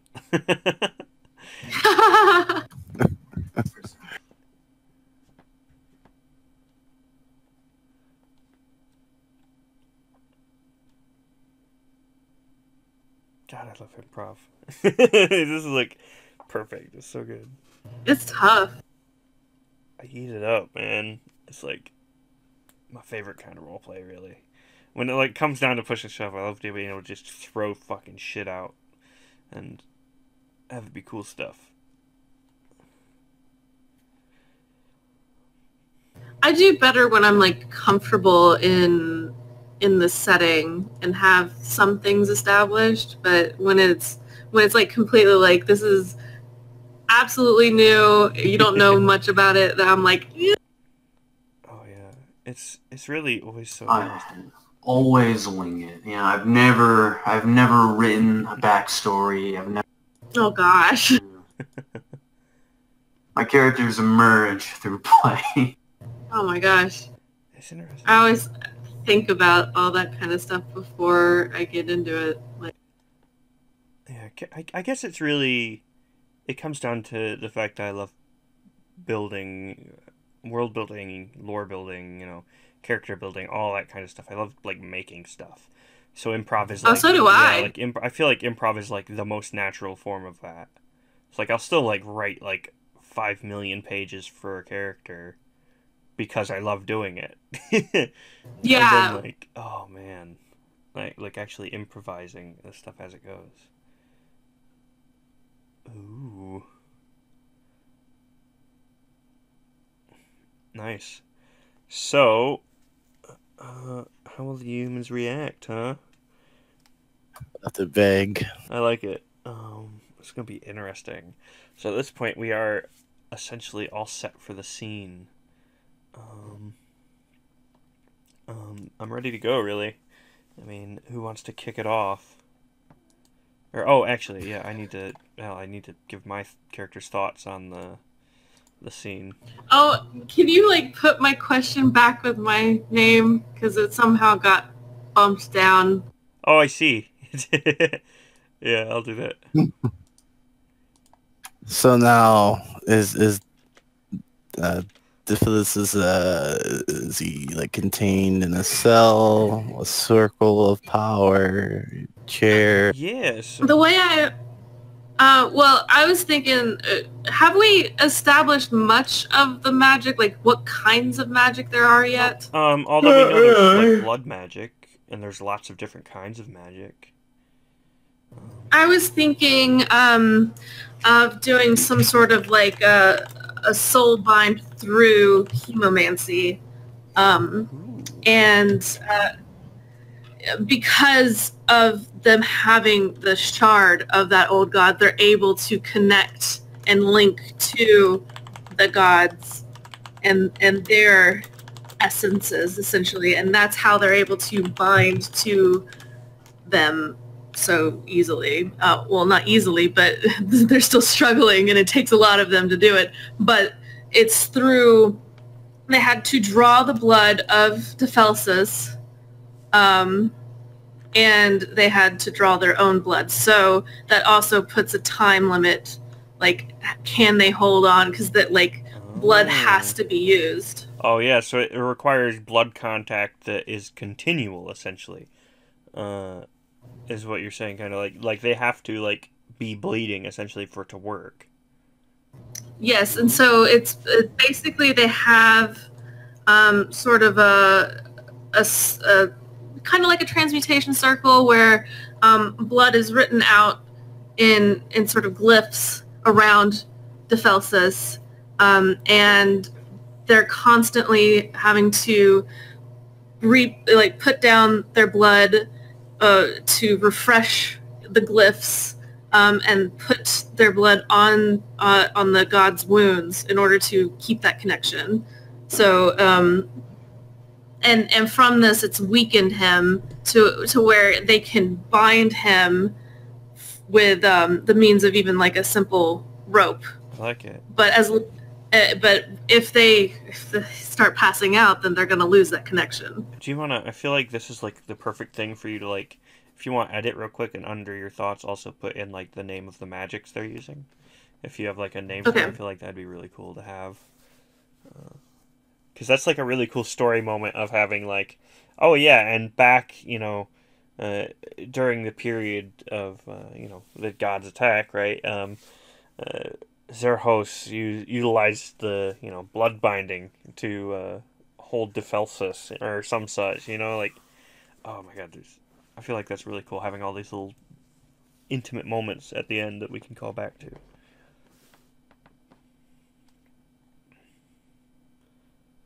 And then, once you're set, I think that's everything, and we can do the scene. For Lorexos, his primary thoughts are really like, what great secrets can we rend from the very gods? Like, these are presumably the ones that created everything. Like, what amazing power or secrets or knowledge can we, take from them? That's his mind of it. Also the kind of will we be able to part. So yeah, once you're all set, F, I think we are good to do the scene real quick. Unless we want to hold it off until the start of the next one, but I don't know how late we want to go. Just do the scene, call it in. Cool.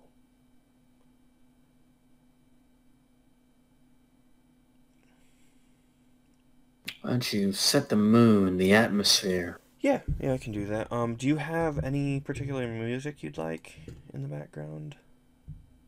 Or anything like that? You're in charge right now. Alright, give me a second. I will find something. Stuck in the middle with you. Right? Gotta be careful with that copyright, though. Get in trouble.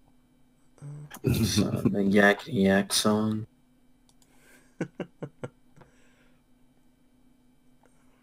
Alright, I've written down the spell used. Alright, let me just grab something real quick.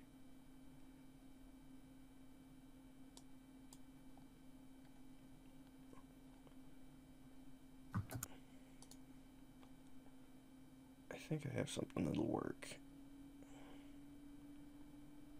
Box of shame.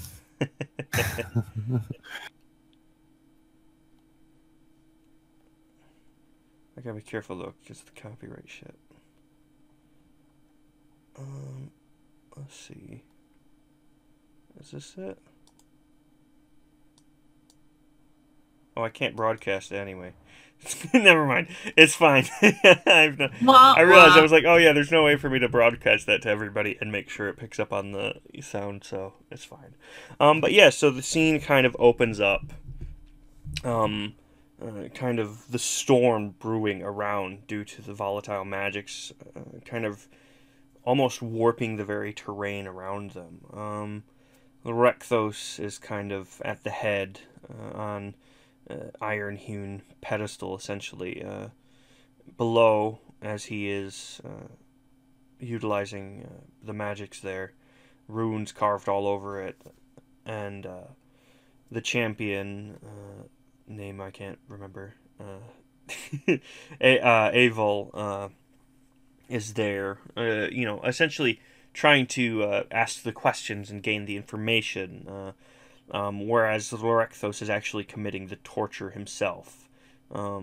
Shocks of what seem to be electricity and other foul entropic magics every now and again burst forth from Defelsis himself, as Lorethos uses the magics that Zerhos is actually channeling as a facet to use his through. Meanwhile, Defelsis, very heavily bloodied by this, of course, and then even more so tortured by the binding magics as well, is there pained. And although it has been a rough several hours since the actual fight, it seems like he's finally waning a bit and becoming more pliable, essentially. And that's where we kind of pick up. Storms brewing, rain pouring down, and blood. Much blood. All right. You ready? I'm ready. I think we're all good. Who wants to go first? I think it might be fitting for Aval asking the questions. My dearest brother, why prolong your suffering? Answer our questions and we will put you out of your misery. You and I are cut from the same cloth, are we not? Brother, you say. You humans are something else. Do you think this suffering is something that I would put up with? It's my destiny to be here. You say that, but is this a picture of a man who's in charge? And I'll turn to the torturer. I'll give him a signal to amplify the damage. Lorethos reaches out onto either post on either side of the pillar, a hand on each, and each glows almost red hot as his hands shake upon them as he speaks various mumbled words under his breath. And finally, a grin ekes out painfully across his face. Pain. As he says, pain begins to erupt through Defelsis. Sparks and a foul greenish glow seem to emit from him.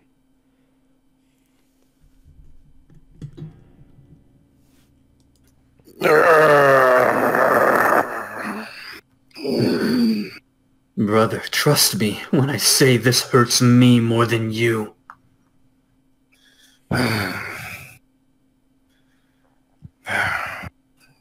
Is that what you say? Again with his brother. And he's kind of leaned closer to Averill. Perhaps I should share where you all come from. To show you are nothing special. As he kind of leans closer to Aval, Erechthos from on the pedestal shouts down to names. I'm looking at Serhos. Ensure that the bindings stay strong. Zerhos, in response, she cuts into her skin to create a fresh wound, blood trickling out as if in response. Sorry about the cat. And she tells the others to follow suit. Refresh the glyphs. And so all of the mages under her command are follow suit and cut into their skin once more to ensure a good blood flow as they all essentially refresh the glyphs that are on the floor. And then Zerhos steps up to Defelsis and slices into his skin. You'll go nowhere, God. This can't last forever, mage. Then tell us what we need to know.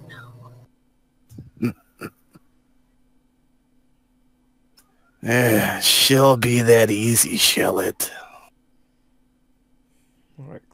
Perhaps I'd like to make you work some more. And look at the throw.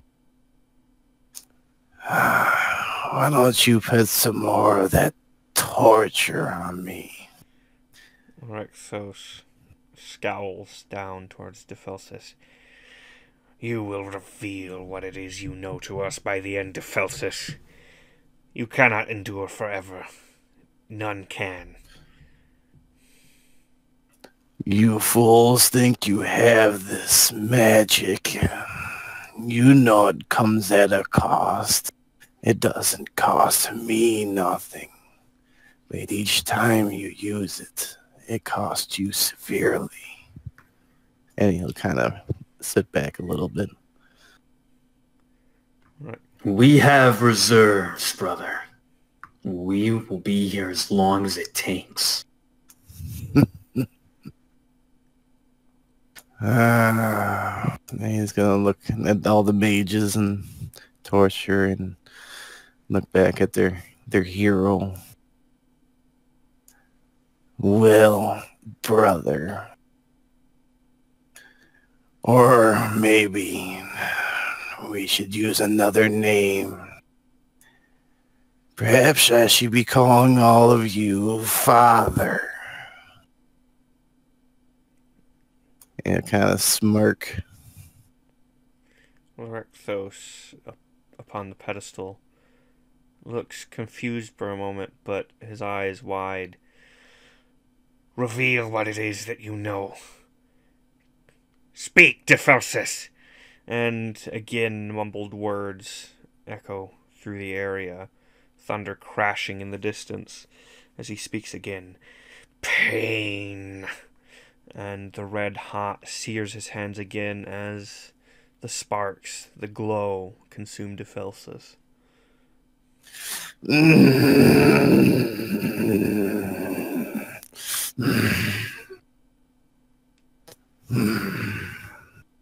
You want to know? What if I told you you are cursed? There is a reason that you guys could not live together long while your cities crumble. You ooze this curse. It will be your undoing in multiple times. He's gonna look over at the mages again. The same way your magic is your undoing.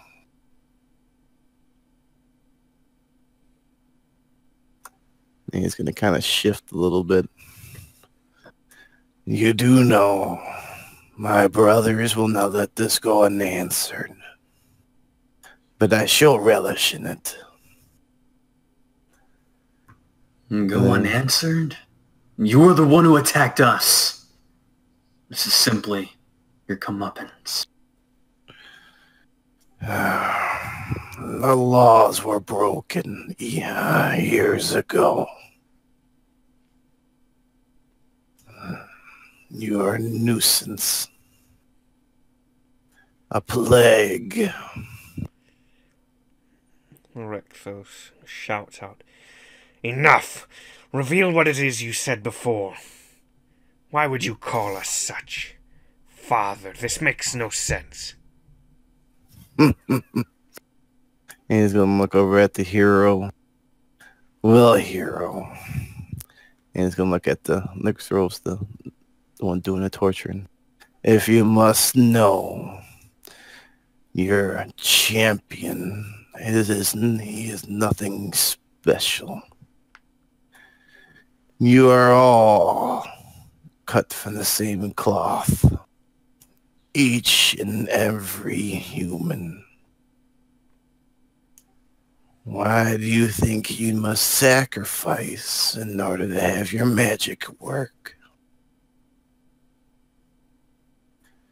Only on death and blood does that power get released. He is but a man who is a good fighter, nothing else. He shall meet his end soon enough. Your lies will get you nowhere, brother. You and I share the same markings, do we not? He'll start undoing his clothing a bit to show you some marks along his body. This is a sign of my divinity, and you cannot deny it. Well, ain't that cute? Wherever did those come from? I was born with it, just as you were, brother. Now quit spewing this nonsense. See, there are more born with it. Somewhere in every one of you, there is a sign. Eons ago, me and my brothers were born out of darkness. Realizing that in order for us to have our destiny, we had to remove the darkness that gave birth to us. It was a pretty unique way of doing things. We battled the darkness,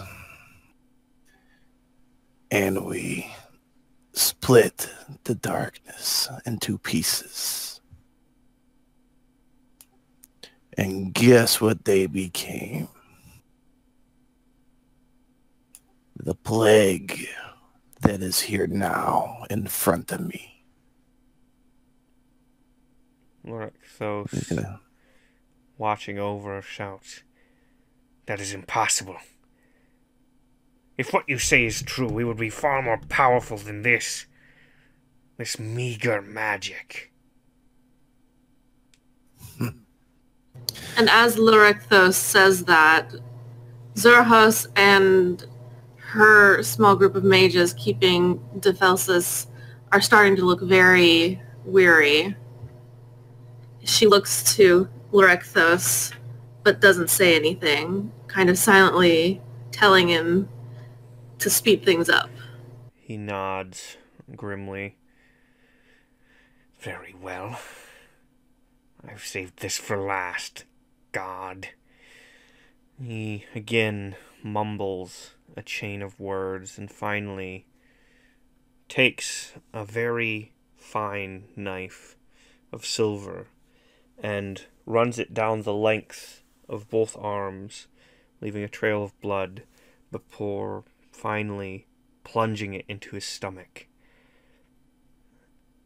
He pulls it out, blood oozing from him, before taking it to his mouth and slitting either cheek partially open. He then looks down at Dephelsis and speaks again. Truth. And as he says, Dephelsis feels the binding of the magic tearing at him, as if his tongue is forced to move, and only truth it can speak.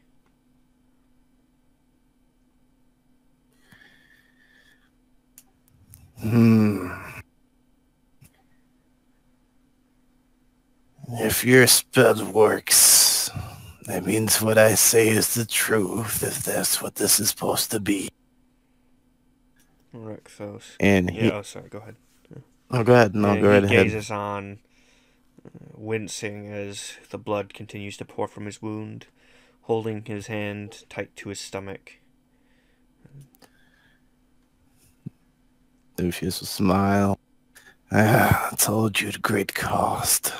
You and your reserves. Again, like I said, you are all part of a god.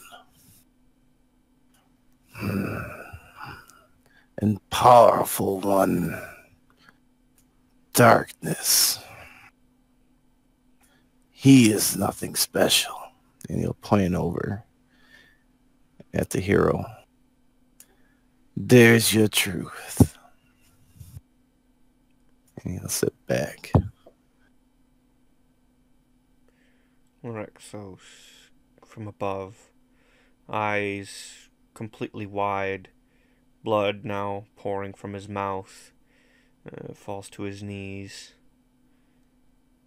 and gazes to an aide off to the side, and with a nod, the aide speeds off to deliver the message of the information that has been gained, as he then turns to their champion.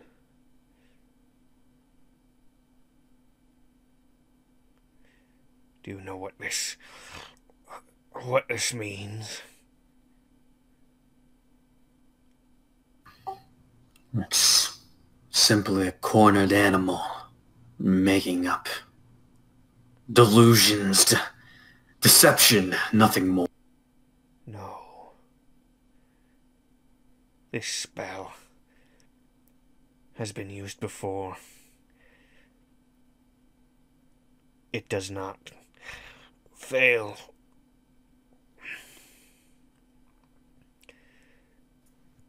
He speaks the truth. The truth, you say? And then I'll walk over to Contained God, and I'll draw my weapon, and I'll attempt to strike him down.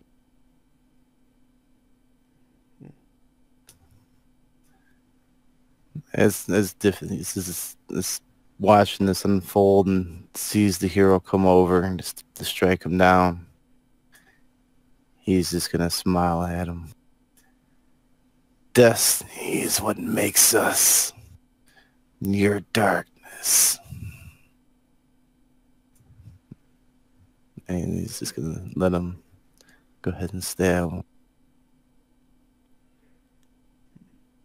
And as the blade penetrates his skin, I look to the others.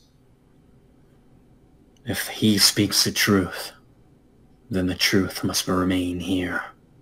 No one else must know. Rexos. No one else. This is incredible news.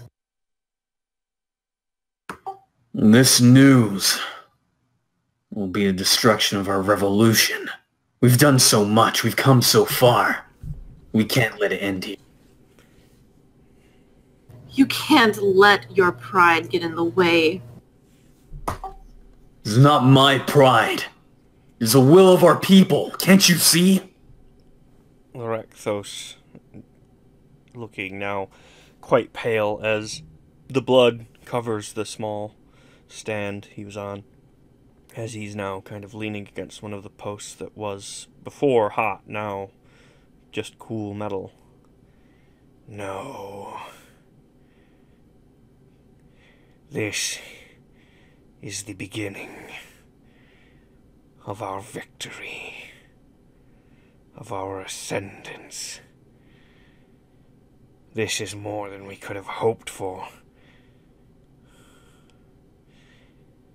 This must be known to all, our birthright.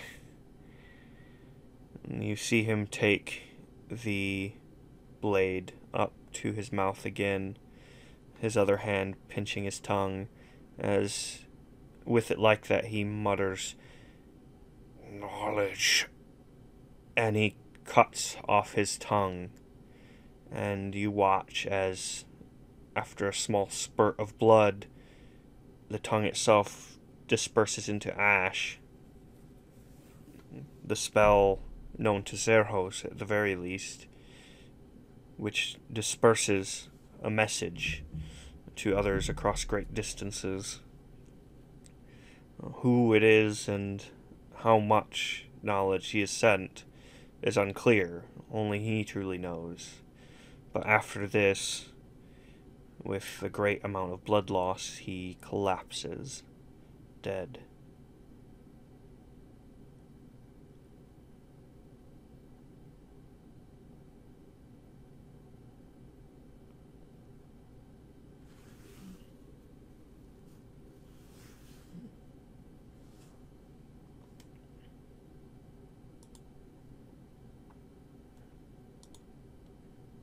Is that where we want to end the scene? Was the question answered?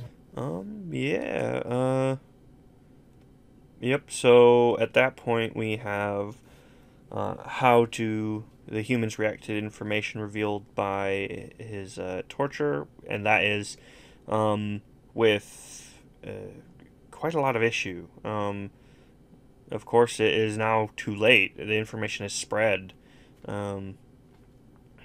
It is, now sent out. Orexos having sent it out to other powerful magi, or, well, relatively powerful magi. Defelsis is now dead, and he revealed only essentially that, he revealed a fair bit. I mean, of course, the fact of they were birthed from some great darkness, at least that's how he put it, and that said darkness was split and fractured and used to create humans. And they remove a hero from his pedestal. Yeah, and the hero is in quite a way. Now, the potential for his, standing challenged. Him wanting to keep it secret, the others forcefully revealing it. The rise of the Magi. Oh, I like that. That's gonna be like the big next thing. Yep. That needs to be like the thing that follows directly after. I like it. Cool. So I think that's pretty much us good. That is the scene done with. We have looked into the legacy. And next time we will continue on with Sim. Setting up. Negative. Or wait, you did the God's tag actually, so Yep. It'll be Demi next time. That kicks it off. In fact, let me. We'll just say Demi at the very end before we cut the video, so that when we listen, you just go to the very Yeah. That is perfect, actually. Alright, cool. Anything else, everybody? Demi? Everybody enjoy the... I really like that scene. That was a good scene. Yeah, that was a really good scene. Are you happy, Demi? You got a scene. Yes. Oh, man. Alright, Demi, if you got an outro. Well, thank you everybody for watching episode 2 of Microscope. Join us next time when we do more stuff.